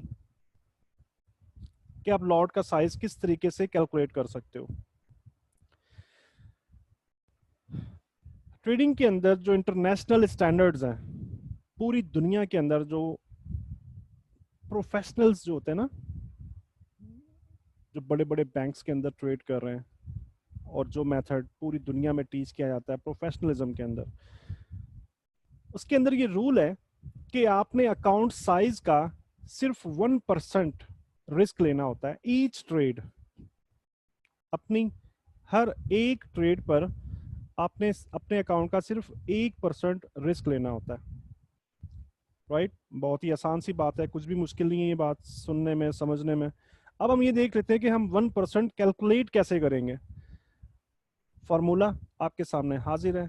फॉर्मूला क्या है? अकाउंट साइज को आप मल्टीप्लाई कर दोगे 0.01 के साथ। मिसाल के तौर पे, अगर अकाउंट साइज $10,000 है, तो आप इसको मल्टीप्लाई करोगे 0.01 के साथ, तो आंसर क्या आएगा? $100। ये $100 क्या कहलाएंगे? रिस्क पर ट्रेड। मतलब क्या है कि हर एक ट्रेड जो आप ओपन करने वाले हो, आप $100 से बड़ा एसएल नहीं रखोगे। यहां तक तो ये क्लियर कि हमको $100 से ज्यादा का रिस्क नहीं लेना हर एक ट्रेड के ऊपर। अब क्या करो? अब एसएल को डिफाइन करना होता है कि हमारा मेथड, हमारी स्ट्रेटजी हमें किस जगह पर एसएल लगवा रही है। मिसाल के तौर पे कुछ इस जगह पे लेवल है, अमन इतना टेढ़ा लेवल तो नहीं होता, मैं सीधा कर लेता हूँ इसको, ठीक है। ये लेवल है, मार्केट यहाँ पे मौजूद है और आप सब्र नहीं करते और आप यहाँ से सेल कर देते हो, ठीक है। आप एसएल प्लेसमेंट सोचते हो, तो एसएल ये मेथड आपको, ये सीन ये बता रहा है कि एसएल आपको यहाँ पे लगाना चाहिए, ठीक है, यहाँ पे लगाना चाहिए। तो आपने क्या करना है? क्रॉस हेयर टूल की मदद से आपने इस एसएल को यहाँ से लेके यहाँ तक आपने पिप्स को कैलकुलेट कर लेना है कि कितने पिप का ये एसएल बनता है, ठीक है। उतने पिप आप यहां पर अप्लाई कर दो। मिसाल के तौर पे अगर ये एसएल 50 पिप का बनता है, अगर ये एसएल 50 पिप का बनता है, तो आप क्या करोगे? जी मोहम्मद उस्मान, कनेक्ट, आपके इंटरनेट में प्रॉब्लम है, ठीक है। कनेक्ट होकर अनकनेक्ट हो रहा है, डिस्कनेक्ट हो रहा है, तो आपके इंटरनेट में प्रॉब्लम है। तो आप क्या करोगे? आप 50 पिप $100 को, ये हमें पहले आंसर मिला और उसके बाद हमने कैलकुलेट कर लिए पिप कितने हमारे, तो आप $100 को 50 से डिवाइड करोगे तो लॉट साइज आपका निकल आएगा। यानी कि पर पिप आप $2 का रिस्क लोगे लॉट साइजिंग जब करते ना, जब लॉट का साइज सेलेक्ट कर रहे होते। 2 पिप का ये मतलब है कि 0.2 is equal to 2 pip, I mean $2, $2, ठीक है। अगर आप 0.2 की लॉट साइज इस्तेमाल करते हो, तो इसका मतलब है कि आप पर पिप $2 इन्वेस्ट कर रहे हो। अगर आपकी ट्रेड माइनस में चली भी गई, आपका एसएल हिट हो भी गया, तो आपका नुकसान सिर्फ $100 होगा। राइट, समझ में आ रहा है ये फॉर्मूला, या मैं रिपीट करूं? कोई मुश्किल समझने में? रिपीट कर देता हूँ। अकाउंट साइज आप लोगे, सबसे पहले कितना है उसको मल्टीप्लाई करोगे 0.01 के साथ, उसके बाद आपका आंसर जो है वो आपका रिस्क निकल आएगा पर ट्रेड। अब ये रिस्क तो आपके सामने आ चुका है कि कितना लेना है मुझे, लेकिन अब प्रैक्टिकली क्या करना है? लॉट साइज का इंतखाब करना है आपको। लॉट साइज का इंतखाब करने के लिए आप क्या करोगे? एसएल की प्लेसमेंट चेक करोगे कि कितने पिप्स की मेरी एसएल की प्लेसमेंट है, उतने पिप आप यहाँ पे लिखोगे और $100 से उसको डिवाइड कर दोगे, और जो भी आंसर आए वो आंसर क्या होगा? आपकी पर पिप वैल्यू, यानी कि आपको इतने डॉलर की ट्रेड लगानी चाहिए। अब यहाँ पे आंसर 2 आ रहा है, इट मींस के 0.2 लॉट, जो लॉट साइज है 0.2 लॉट, इसकी पर पिप वैल्यू $2 होती है। तो आप 0.2 की लॉट के साथ आप जाओगे। ठीक है जी, समझ में आ गया? अब हम देखते हैं कि इस कैलकुलेशन की मदद से, इस मेथड की मदद से हम किस तरह से लूज कर सकते हैं और किस तरह से पैसा बना सकते हैं। कंपाउंडिंग फैक्टर हम यूज करेंगे इसमें। नॉर्मली लूजिंग चीजों को पहले देखा जाता है, किसी भी बिजनेस के अंदर रिस्क को पहले देखा जाता है, तो हम पहले लूजिंग सिनेरियो को देखेंगे। तो देखते हैं जी, हम नया अकाउंट ओपन करते हैं, 10,000 उसके अंदर बैलेंस मौजूद है और हम पहली ट्रेड ओपन करने जा रहे हैं। हमने रिस्क कैलकुलेट किया तो $100 आपका रिस्क बन रहा है। हम एक बुरे ट्रेडर हैं इन केस, तो एसएल हिट हो जाता है और आपकी इक्विटी $9,900 रह जाती है। उसके बाद दूसरी ट्रेड ओपन होती है। दूसरी ट्रेड ओपन होने के बाद 9,900 आपकी प्रीवियस इक्विटी थी। इस ट्रेड के रिजल्ट के बाद ये इक्विटी रह गई, तो यही वाली इक्विटी यहाँ से निकल के यहाँ पे आ जाएगी जब दूसरी ट्रेड ओपन हो रही है, राइट। तो आपको 1% रिस्क लेना है हर एक ट्रेड का, राइट। इसका क्या मतलब है, अगर ये इक्विटी कम हुई है तो आपकी रिस्क अमाउंट भी कम हो चुकी है। ओके, आप 1% लोगे तो ये $99 बनते हैं, और बुरा ट्रेडर हो, नहीं समझ में आ रहा, और ये भी असल हो गया, ठीक है, तो आपकी इक्विटी अब रह जाती है $9,801।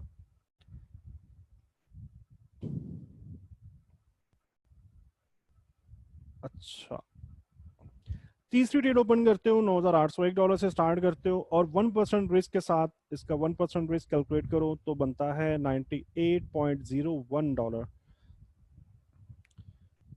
मिसाल के तौर पे ये भी ट्रेड आपकी असल हो जाती है, आपके अकाउंट के अंदर इक्विटी $9,703 बच जाती है। चौथी ट्रेड $9,703 से स्टार्ट होती है, 1% रिस्क लेते हो, $97.0299 इसका रिस्क अमाउंट है। मिसाल के तौर पे ये भी एसल हो गई, तो अब आपकी इक्विटी 9,606।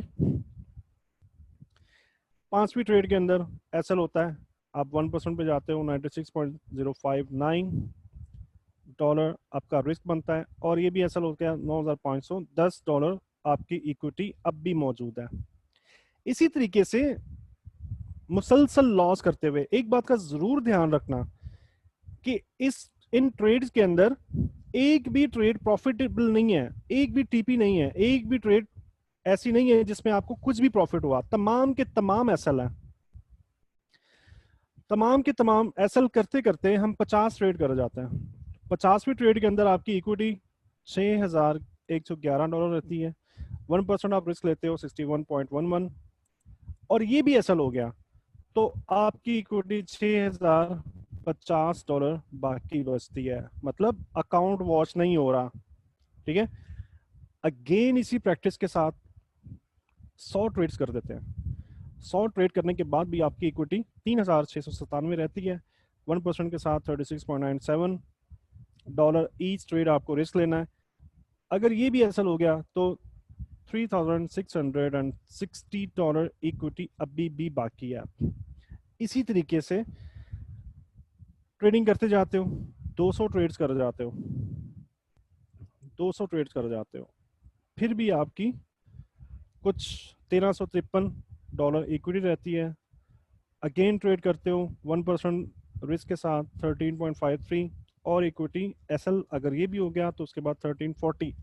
कोई मुझे बता सकता है अंदाजे से 200 ट्रेड्स तक आपने ये देख लिया कि अकाउंट वॉश नहीं हुआ, अभी भी आप गेम का हिस्सा हो, अभी भी आप मार्केट में बैठे हुए हो, मार्केट से बाहर नहीं निकले। कितनी ऐसी ट्रेड्स हो जो कि हर ट्रेड लूजिंग ट्रेड हो, आपके ख्याल में कितनी ट्रेड्स करेंगे तो अकाउंट वॉश हो जाएगा इस कुलिये के हिसाब से?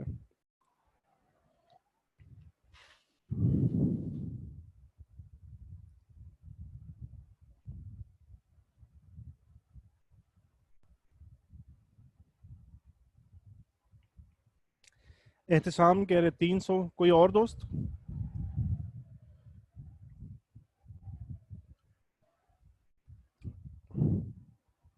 अदनान आलम कह रहे हैं 250। चलें हम देख लेते हैं। 500वीं ट्रेड, जिस इन 500 ट्रेड्स के अंदर एक भी एसएल एक भी टीपी नहीं हुआ, अगर आप 500वीं ट्रेड भी कर रहे हो ना, जब भी आपका अकाउंट वॉश नहीं होता, आपके अकाउंट के अंदर $66 इक्विटी जब अभी भी मौजूद है, ठीक है, और 1% के साथ इसका रिस्क बनता है $0.66, और इक्विटी आपके सामने रहती है, ठीक है। तो आपको ये पता चला कि एक्चुअली इसमें हो क्या रहा है, मेन पॉइंट क्या है, लॉजिक क्या है। लॉजिक ये है कि हम कंपाउंडिंग कर रहे हैं, और ये अभी लूजिंग कंपाउंडिंग की है हमने, अभी प्रॉफिट की तरफ गए नहीं है। हमने 500 ट्रेड की, और ये कंपाउंडिंग की मदद से, अब कंपाउंडिंग कैसे हो रही है, हम ये लॉट का साइज चेंज हो रहा है, हर ट्रेड पे लॉट का साइज चेंज हो रहा है, इक्विटी के हिसाब से हम 1% रिस्क ले रहे हैं और अपना लॉट का साइज चेंज कर रहे हैं। उसके बाद भी हमने ये देखा कि 500 ट्रेड कर देना जब भी हमारा अकाउंट वॉश नहीं होता। एक्चुअली कंपाउंडिंग करते हुए हमारा अकाउंट वॉश होता ही नहीं है, हमारे अकाउंट में कुछ ना कुछ बच जाता है फिर भी। क्या वजह है इसकी? उसकी ये वजह है कि जितना आपका कैपिटल रिड्यूस हो रहा है, जितनी आपकी इक्विटी रिड्यूस हो रही है, उतना रिस्क भी रिड्यूस हो रहा है। ठीक है, उतना लॉट का साइज भी छोटा होता जा रहा है, छोटा होता जा रहा है। तो आपको ये पता चला कि कंपाउंडिंग कितनी अच्छी चीज है आपके अकाउंट के लिए। अगर आप इस तरीके से कंपाउंडिंग करते हो तो आपका अकाउंट जो है वो वॉश ही नहीं होता, राइट। अब हम देखते हैं कि विनिंग सिनेरियो के अंदर कंपाउंडिंग के साथ हम किस तरह से पैसा बना सकते हैं। 10,000 के साथ हम स्टार्ट करते हैं, पहली ट्रेड लगाते हैं। 1% हम टीपी लगा रहे हैं अपनी ट्रेड का, कैपिटल का सिर्फ 1%। पहले हम क्या कर रहे थे, 1% पे एसएल ले रहे थे। ठीक है, रिस्क एंड रिवार्ड रेशो मैंने आपको बता चुका हूँ पिछले सेशंस के अंदर कि कुछ स्ट्रेटजीज ऐसी होती हैं जो आपको 1:3 की रेशो दे रही होती हैं, कुछ स्ट्रेटजीज 1:5 की रेशो भी दे रही होती हैं। और अगर आप फंडामेंटल या बड़े टाइम फ्रेम पे जाते हो तो बड़े टाइम फ्रेम पे आपको 1:10 की रेशो भी मिल रही होती है। ठीक है, मतलब क्या है कि अगर आप $100 रिस्क ले रहे हो तो प्रॉफिट होने के बाद आपको $1,000 का प्रॉफिट होगा। इसका मतलब है कि ये रेशो क्या बनती है, 1:10। ठीक है, अब मैं यहां पर 1:5 की बात नहीं कर रहा, 1:10 की बात नहीं कर रहा, 1:3 की बात नहीं कर रहा, 1:2 की बात नहीं कर रहा, मैं बात कर रहा हूं 1:1 की। सिर्फ और सिर्फ 1% अगर आप अपना टीपी सेट कर लेते हो ना, अपने कैपिटल का सिर्फ 1% के ऊपर अपना टीपी सेट कर लेते हो और उसकी कंपाउंडिंग करते हो तो हम देखते हैं कि हमारा अकाउंट कहां तक जा सकता है।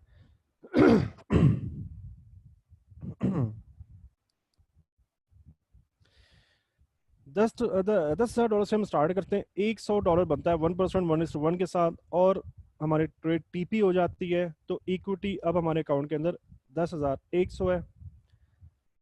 अब 1% के हिसाब से हम टीपी सेट कर रहे हैं। 27,000 वर्ट जाहिद बलोच, 27,000 क्या? चलें, अभी अभी थोड़ा सा वेट कर लें, अभी मैसेज ना करें बिल्कुल भी। ठीक है, डिस्ट्रैक्शन होती है थोड़ी सी ना, अभी वेट कर लें। मैं कोई क्वेश्चन करूंगा तो फिर आप आंसर कर लीजिएगा। ठीक है, हम दूसरी ट्रेड ले रहे हैं। दूसरी ट्रेड के अंदर हमारी इक्विटी क्या थी, $10,100। अब देखो 1% के साथ हम कंपाउंडिंग कर रहे हैं प्रॉफिट साइड पे। कंपाउंडिंग जब हमने 1% की तो हमारा $1 अब इंक्रीज हो चुका है। मतलब क्या है कि हमारा हमारा जो कंपाउंडिंग के बाद जो प्रॉफिट होने वाला है उसके अंदर अब इजाफा होने वाला है। ठीक है, और दूसरी ट्रेड जब टीपी होगी तो हमारी इक्विटी कुछ $10,201 बन जाती है। तीसरी ट्रेड करते हैं तो कुछ 10,201 से हम स्टार्ट लेते हैं। अब इसकी हमने 1% कंपाउंडिंग करी तो $102 पर हम टीपी सेट करेंगे, हमारी ट्रेड टीपी हो जाती है। तो हमारा कैपिटल इक्विटी कितनी है, $10,303। चौथी ट्रेड हम स्टार्ट करते हैं $10,303 के साथ।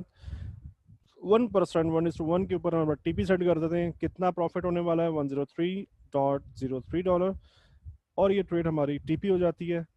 टीपी होने के बाद हमारी इक्विटी $10,406 बन जाती है।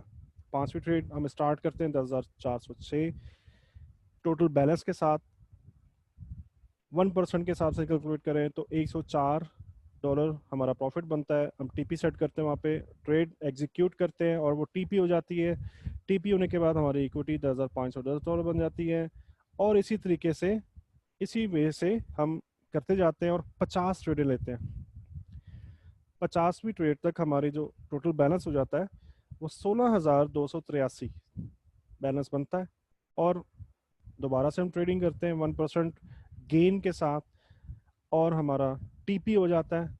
टीपी होने के बाद हमारा अकाउंट बैलेंस 16,446 बन जाता है। 100वीं ट्रेड करते हैं इसी वे के अंदर प्रॉफिटेबल, 100वीं ट्रेड करते हैं तो हमारा अकाउंट बैलेंस 26,780 के करीब बन जाता है। अगेन हम कंपाउंडिंग करते हुए लॉट साइज इंक्रीज करते हैं 1% के साथ, जो कि प्रॉफिट बनता है $267। हमारी ट्रेड टीपी हो जाती है तो इक्विटी $27,048 हमारी बन जाती है। और इसी वे के अंदर 200 ट्रेडें हम करते हैं, 200 ट्रेडें, तो हमारा बैलेंस देखो कहाँ चला गया, $72,436।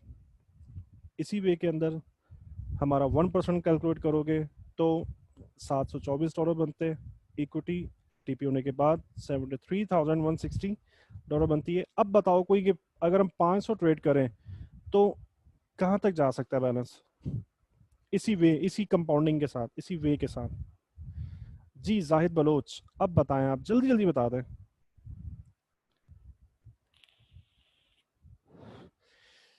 जाहिद बलोच का मैसेज है 27,000 बनता है 500 ट्रेड, ट्रेड के नहीं नहीं नहीं नहीं नहीं, 27,000 तो 100वीं ट्रेड पे बन गया था, 100वीं ट्रेड पर ही 27,000 बन गया था। ठीक है, 500 ट्रेड अगर इसी वे के अंदर हम करें सिर्फ 1% के साथ, ओनली 1%, नॉट 1:2, नॉट 1:3, तो हमारा जो टोटल बैलेंस है 1.4 मिलियन डॉलर्स बनता है, 1.43 मिलियन, राइट। तो देखा आपने, कंपाउंडिंग सिर्फ 10,000 से अकाउंट स्टार्ट किया, और अगर आप एक दिन में सिर्फ एक ट्रेड कर रहे हो, एक दिन में सिर्फ एक ट्रेड करो और वो टीपी हो जाए और 1% गेन आपको मिले, तो 500 दिन तकरीबन, कितना आप 2 साल लगा लो, छुट्टियां वुट्टियां निकाल के ना 500 दिन बनते हैं, तो सिर्फ 2 साल के अंदर ये 10,000 का अकाउंट 1.433 मिलियन डॉलर्स इसकी इक्विटी बन जाती है। सिर्फ एक ट्रेड आपकी डेली, सिर्फ एक ट्रेड।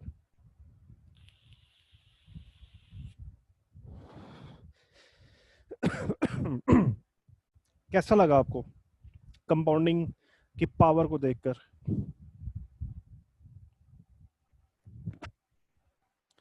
अभी ये सिर्फ 1% की बात की है, ठीक है।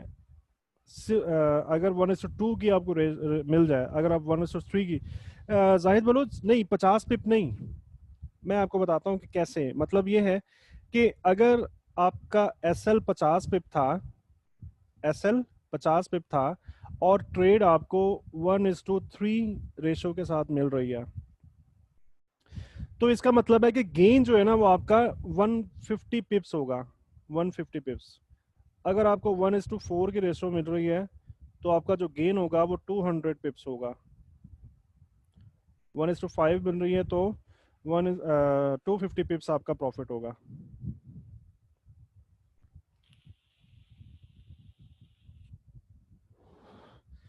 जी अदनान, ये आप प्रैक्टिस जब करते रहोगे ना, ये तो आप कंपाउंडिंग उसके उसके साथ साथ होती रहेगी ना, ये तो मैं तो नहीं करके दिखा सकता। ये तो जैसे ही हम ट्रेडिंग, हाँ मैं आपको ये बता दूंगा, प्रैक्टिस क्लास हमारी होगी ना तो उसमें बता दूंगा कि हर ट्रेड के अंदर आपने फार्मूला मैंने आपको बता दिया कि कैसे कैलकुलेट करना है। आपने उस कैलकुलेशन के साथ आपने लॉट का साइज कैलकुलेट किया और आप हर एक ट्रेड के अंदर कंपाउंडिंग करते जाओगे, ठीक है। इस तरीके से अपना लॉट का साइज इंक्रीज हो रहा होता है प्रोफेशनल ट्रेडिंग के अंदर,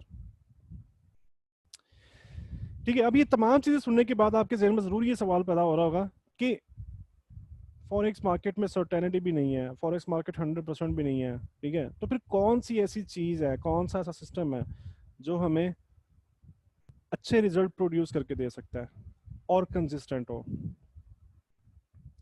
तो ऐसा सिस्टम जिसके अंदर आपको ट्रेडिंग एज हो। ट्रेडिंग एज का मतलब है कि उस मेथड के अंदर ऐसी चीजें शामिल हो जो बहुत कम लोग जानते हैं। इट मींस कि आपकी ट्रेडिंग के अंदर एज हासिल है आपको, ठीक है। कन्फ्लुएंसेस ऑफ प्रोबेबिलिटीज, यानी कि प्रोबेबिलिटीज का एक जगह पे इकट्ठा होना, एक जगह पे जमा होना, कन्फ्लुएंस पॉइंट मैंने आपको बताया था ना कि अगर एक से ज्यादा इंडिकेटर्स आपको कन्फ्लुएंस आई मीन एक से ज्यादा इंडिकेटर आपको एक ही प्राइस के ऊपर बाय का सिग्नल दे रहे हैं या सेल का सिग्नल दे रहे हैं, तो इसका मतलब है कि कन्फ्लुएंस आ चुका है। ठीक है। और इसके बाद स्ट्रिक्ट मनी मैनेजमेंट और ट्रेडिंग साइकोलॉजी, इन चीजों को मिलाकर एक ऐसा सिस्टम बनाया जा सकता है जो आपको मुसलसल प्रॉफिट देगा, मुसलसल। ट्रेडिंग एज की अगर हम बात करें तो हमने लिक्विडिटी क्लास ली थी जिसके अंदर मैंने आपको गैप कैंडल के बारे में बताया था। Gap candle. अब इंडिकेटर्स की अगर हम बात करें तो मैकडी के बारे में बहुत दुनिया जानती है, आरएसआई के बारे में बहुत लोग जानते हैं, स्टोकेस्टिक के बारे में बहुत लोग जानते हैं, लेकिन गैप कैंडल हमारी एक ऐसी टेक्निक है जिसके बारे में बहुत ही कम लोग जानते हैं, बहुत कम लोग जानते हैं। आप गैप कैंडल्स को समझ चुके हो, इसका मतलब है कि आपकी ट्रेडिंग के अंदर आपको दूसरों से एज हासिल है, आपको एक एक्स्ट्रा एडवांटेज हासिल है, आपको वो चीज पता है जो दूसरे लोग नहीं जानते।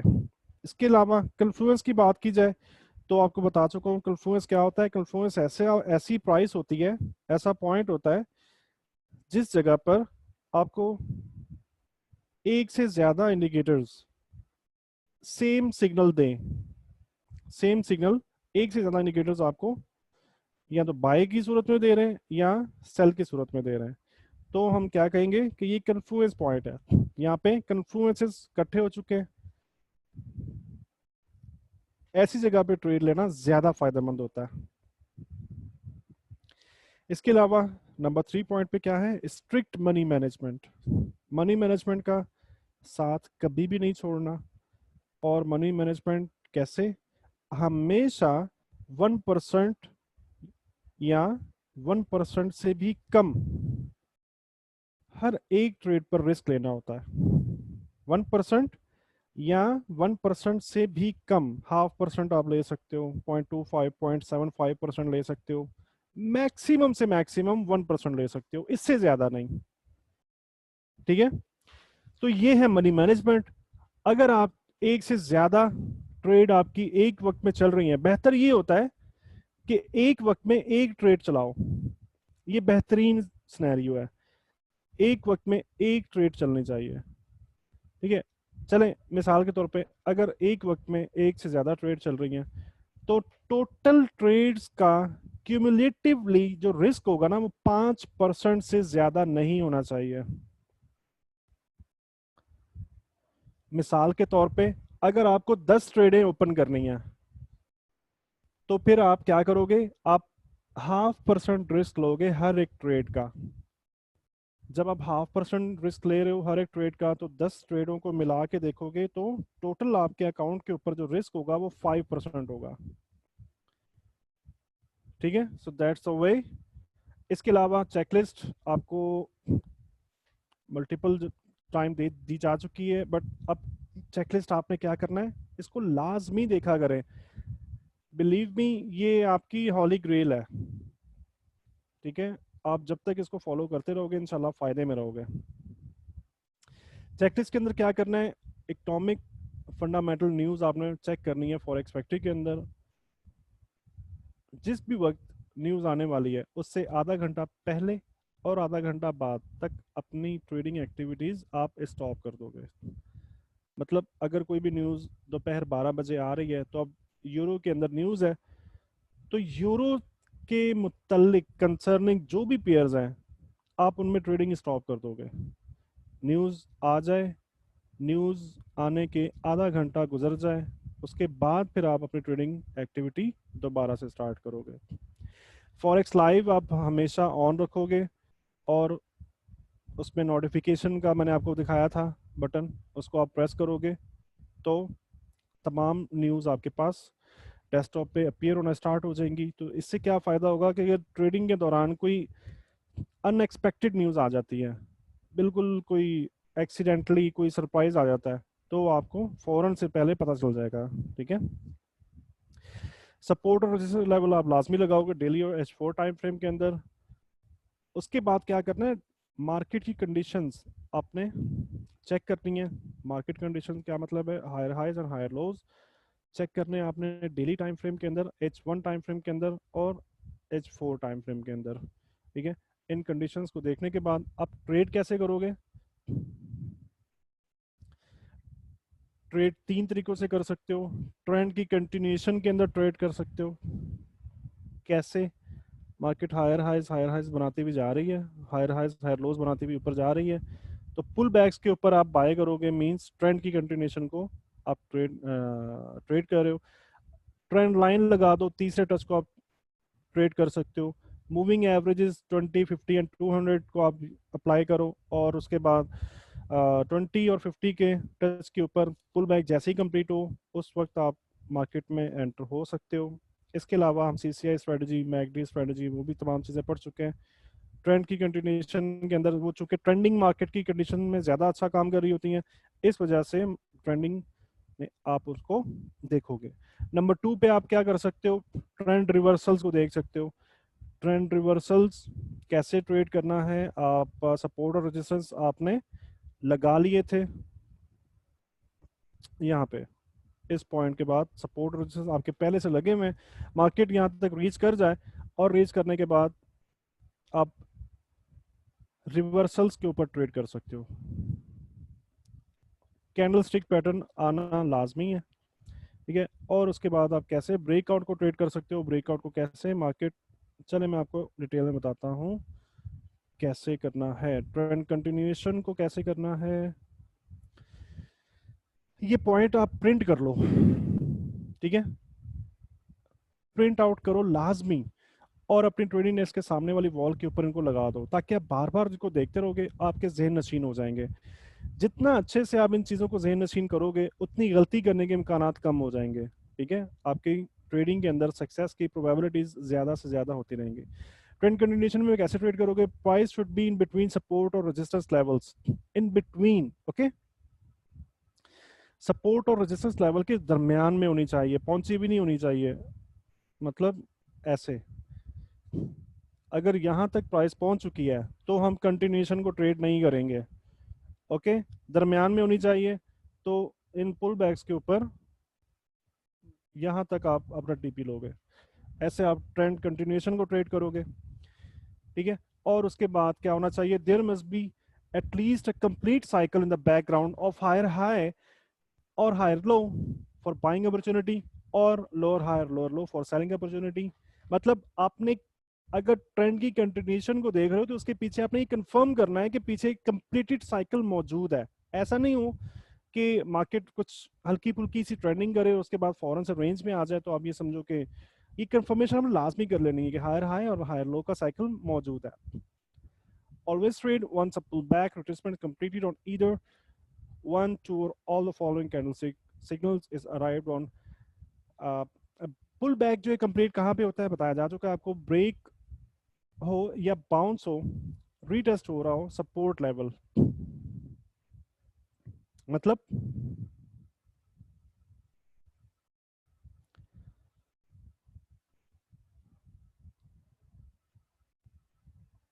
सपोर्ट लेवल ब्रेक हुआ और उसके ऊपर इस तरह से बाउंस हो रहा है, तो हम इसे क्या कहेंगे कि रिट्रेसमेंट कंप्लीट हो गई है और हम यहां से बाय करेंगे, right, of minor support levels, ठीक है। जो H1 में अगर आप H4 में निकालते हो तो आप उन सपोर्ट लेवल के ऊपर ही काम कर सकते हो। थर्ड या फोर्थ टच ट्रेंड लाइन का आप ट्रेड कर सकते हो। ट्रेंड कंटिन्यूएशन के अंदर बाउंस और रीटेस्ट को आप देख सकते हो 20 और मूविंग, आई मीन 20 और 50 की मूविंग एवरेज के ऊपर। ये तमाम चीज़ें हम ऑलरेडी डिस्कस कर चुके हैं, पढ़ चुके हैं, लेकिन अब चूंकि हमारे क्लासेस का एंड हो चुका है तो हम उनको रिकॉल कर रहे हैं ताकि दोबारा से ज़हन नशीन हो जाए। चेकलिस्ट की सूरत में आपको बताई जा रही है ताकि आप इनको प्रिंट करके अपने सामने प्लेस कर लो और आप इसके बाद भूलोगे नहीं। Moving averages, alignment and convergence in oscillator can be used in confirmation। Moving averages की जब हमने देखा था 20, 50 और 200 की मूविंग एवरेजेस को इस्तेमाल करके, तो उनकी अलाइनमेंट आना लाजमी है, ठीक है। ऐसा नहीं है कि वो मूविंग एवरेजेस अलाइन नहीं है तो आप टच को ट्रेड कर रहे हो, ऐसा नहीं है। अगर आप 20 और 50 मूविंग एवरेज के टेस्ट को ट्रेड कर रहे हो तो उसके लिए मूविंग एवरेज का अलाइंड रहना जरूरी है। अगर वो अलाइंड रहेगी तो ही ट्रेंड स्ट्रांग होगा। अगर वो अलाइन नहीं है तो वहां पे ट्रेंड, कोई चांस ही नहीं कि ट्रेंड स्ट्रांग होगा। ट्रेंड होगा ही नहीं, वहां पे बहुत ही वीक होगा। ठीक है। कन्वर्जेंस ऑसिलेटर्स इंडिकेटर के साथ आपको बताया जा चुका है कि कन्वर्जेंस कैसे देखी जाती है। जब market higher highs and higher lows, नया हायर हाई बना रही है तो इंडिकेटर भी नया हायर हाई बनाए, मतलब अपने हाईज को ब्रेक कर रही है पिछले, जैसा कि मार्केट इस तरह से ऊपर जा रही है।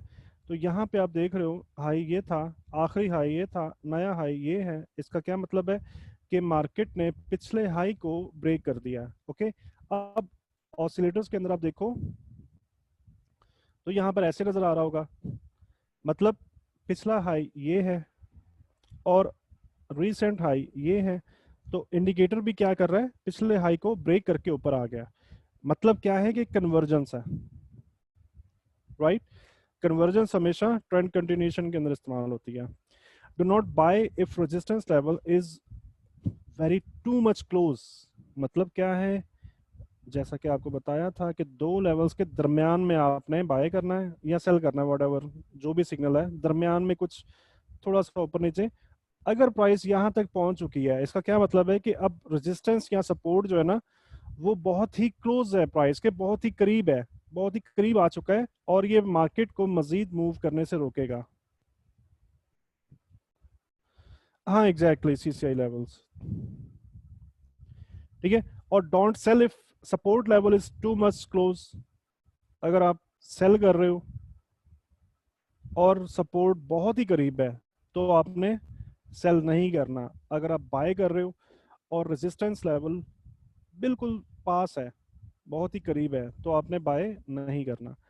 ट्रेंड रिवर्सल को देखते हैं। ट्रेंड रिवर्सल में क्या क्या पॉइंट देखने चाहिए। Price should be on strong support and resistance level, जो आपने पहले से मार्क किए हुए होंगे H4 डेली टाइम फ्रेम के अंदर। Price should be a valid candlestick pattern और market price action pattern. Reversals को ट्रेड करने के लिए हम हमेशा मैं आपको ये बताया, कैंडलस्टिक पैटर्न का अपीयर होना बेहतर होता है, एडिशनल कंफर्मेशन होती है। ठीक है। किसी भी स्ट्रॉन्ग सपोर्ट या रेजिस्टेंस लेवल के ऊपर जैसे ही अगर रिवर्सल पैटर्न अपीयर हो जाए तो आप इसको ट्रेंड रिवर्सल की डायरेक्शन में ट्रेड कर सकते हो। बुलिश रिवर्सल की बात करें तो क्या क्या देखना है आपको। Significant falling price in the background in last 8 to 10 candles. अगर आप बुलिश रिवर्सल देख रहे हो, बुलिश रिवर्सल का मतलब क्या है कि पीछे गिरती हुई प्राइस होगी, नीचे सपोर्ट होगा और आप बुलिश रिवर्सल देख रहे हो, तो ये फॉलिंग प्राइस होनी चाहिए बुलिश रिवर्सल के लिए। बैकग्राउंड के अंदर 8 से 10 कैंडल के अंदर, कैंडल जिस तरह से नजर आ रही होंगी आपको। ठीक है। 8 से 10 कैंडल को आप देखोगे तो फॉलिंग प्राइस होगी।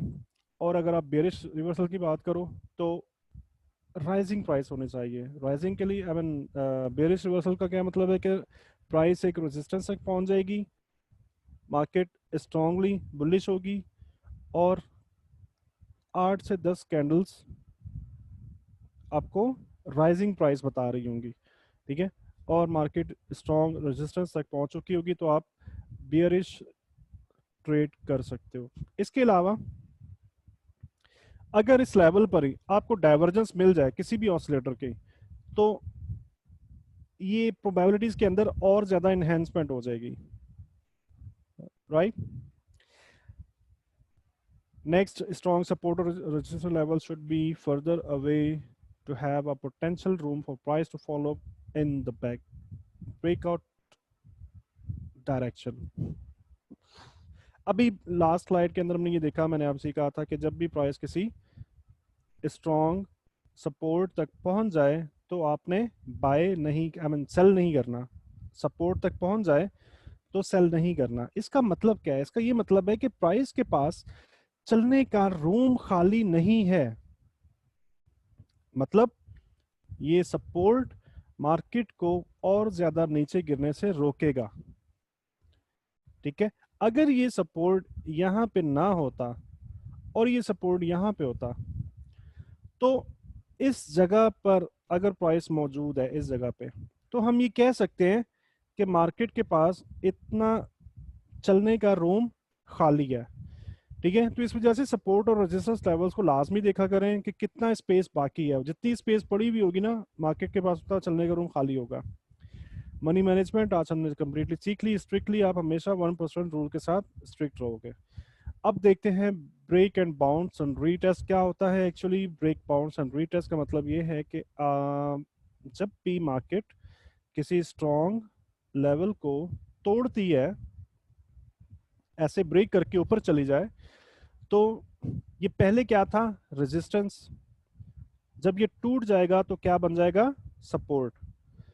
मार्केट को वेट करना है आपने, पुल बैक करे इसी लेवल से आप फर्स्ट टच के ऊपर, ये बहुत ही अच्छी कमाल की ट्रेड होती है, आप बाय करोगे।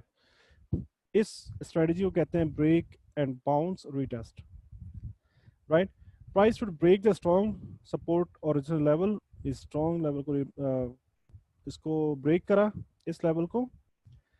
जब ये ब्रेक कर रही होगी ना, यहाँ पे आपको गैप कैंडल मिल सकती है। गैप कैंडल हम पहले जैसे जानते हैं कि जिस जगह पे स्ट्रॉन्ग सपोर्ट या रेजिस्टेंस लेवल मौजूद होते हैं ना, गैप कैंडल भी वहीं पर अपीयर हो रही होती है।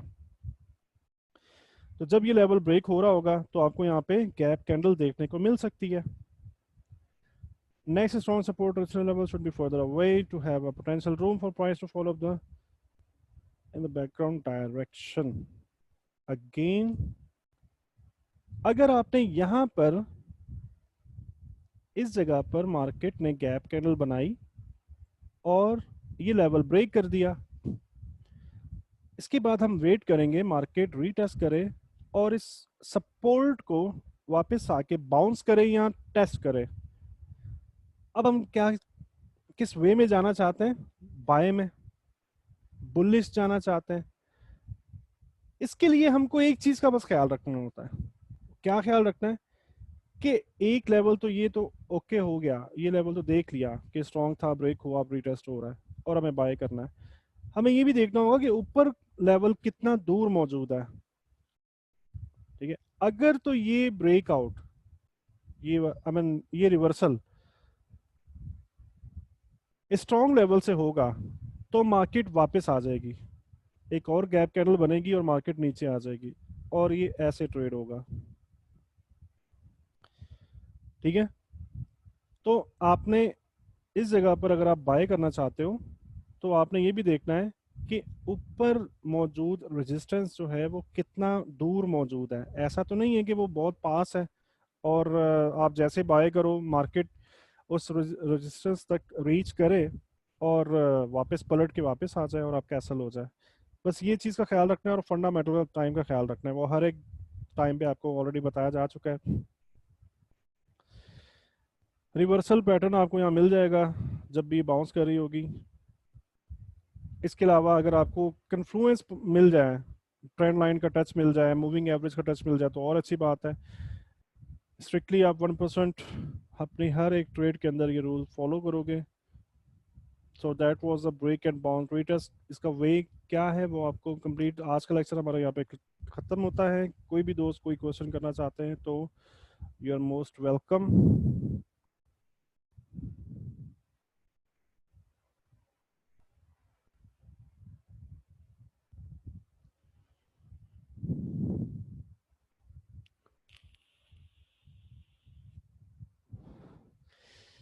कोई भी दोस्त कोई क्वेश्चन करना चाहें तो आप बिल्कुल क्वेश्चन कर सकते हो।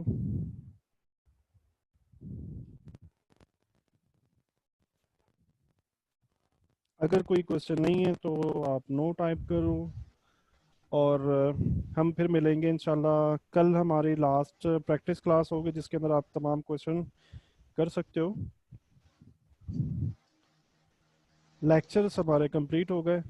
आपने बस क्या करना है कि तमाम चीज़ों को ध्यान से, मतलब देखें, मैं तमाम स्टूडेंट्स को एक मिसाल देता हूँ कि हम जब छोटे थे ना तो हम उस वक्त से ये सुनते आ रहे हैं कि नमाज़ पढ़ना बहुत अच्छी बात है, नेकियां मिलती हैं, सच बोलना बहुत अच्छी बात है, एंड एटसेट्रा, मुख्तलिफ ऐसी चीज़ें। लेकिन बहुत कम लोग होते हैं जो उन पर प्रैक्टिस करते हैं। हम जानते बहुत कुछ हैं, हमें पता बहुत कुछ होता है, लेकिन बात होती है अमल करने की। ठीक है, तो ये तमाम चीजें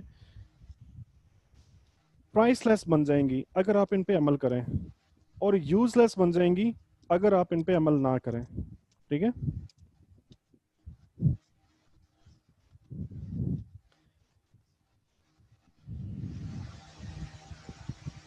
जी कोई क्वेश्चन नहीं है तो हम फिर इंशाल्लाह कल मिलेंगे। सर अस्सलाम वालेकुम। वालेकुम सलाम। सर आप 2-3 डेज से एक लेक्चर के अंदर आप एक चीज़ कंटिन्यूसली बोल रहे हैं कि किसी भी एक चीज़ के ऊपर आप रिलाई नहीं करें, लाइक मतलब कोई भी 100% दे रहा हो आप उसके ऊपर रिलाई मत करें। इंडिकेटर्स दे रहे हैं या मतलब कोई भी एक इससे सिग्नल्स दे रहे हैं तो हमको उसके ऊपर रिलाई नहीं करना चाहिए, ऐसा ही कह रहे हैं आप? कोई बंदा आपको ये कहे कि मेरा सिस्टम 100% काम करता है, ठीक है, 100% काम करता है, तब आप उस पर रिलाई ना करो, क्योंकि आप ये चीज जानते हो कि 100% मार्केट में कुछ भी नहीं होता। इस वजह से मैं कह रहा हूँ कि आप उस पर रिलाई ना करो।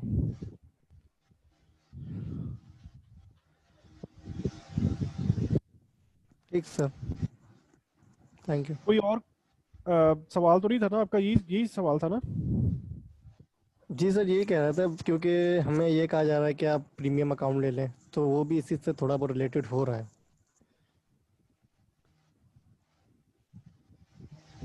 तो मेरा ये देखिए, वो एक ऑप्शन है, प्रीमियम अकाउंट एक ऑप्शन है। आप पे जबरदस्ती मुसल्लत नहीं किया जा रहा, आपको ये जबरदस्ती नहीं कहा जा रहा कि आप लाजमी लो। ठीक है, अगर आपको कोई चीज़ भी समझ में नहीं आती, देखिए मैंने कोशिश की कि आपको तमाम चीज़ें बहुत ही आसान करके बयान करूं, चीज़ों को आसानी के साथ समझाऊं, ताकि बहुत ही, अगर कोई होता ना कि चीज़ें बहुत मुश्किल से समझ में आती हैं, तो वो बंदा भी आसानी से उन चीज़ों को समझ जाए। ठीक है, तो आप इन चीज़ों को लेकर प्रैक्टिस करते हो, टाइम गुजरता है और सक्सेस नहीं मिलती, तो भी आपको मशवरा करना चाहिए। तो भी मतलब बेहतरीन, देखिए बेहतरीन चीज़ ये होती है कि आप अपने पाँव पे खड़े हो। बेहतरीन चीज़ ये है, मैं आपको गलत मशवरा नहीं दूंगा बिल्कुल भी। बेहतरीन क्या है कि आप अपने पाँव पे खड़े हो।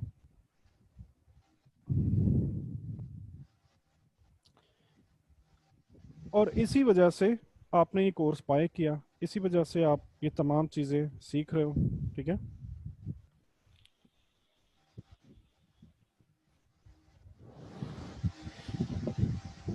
जी जाहिद बलोच कह रहे हैं कि 100-200 पर कैसे मनी मैनेजमेंट होता है। जी एग्जैक्टली, 0.01 के लॉट से बड़ी लॉट यूज कर ही नहीं सकते।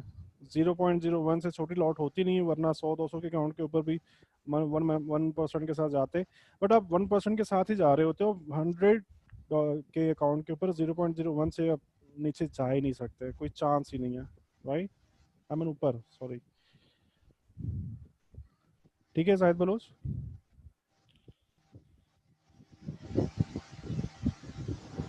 0. सॉरी 0.01 का लॉट साइज आप इस्तेमाल करोगे।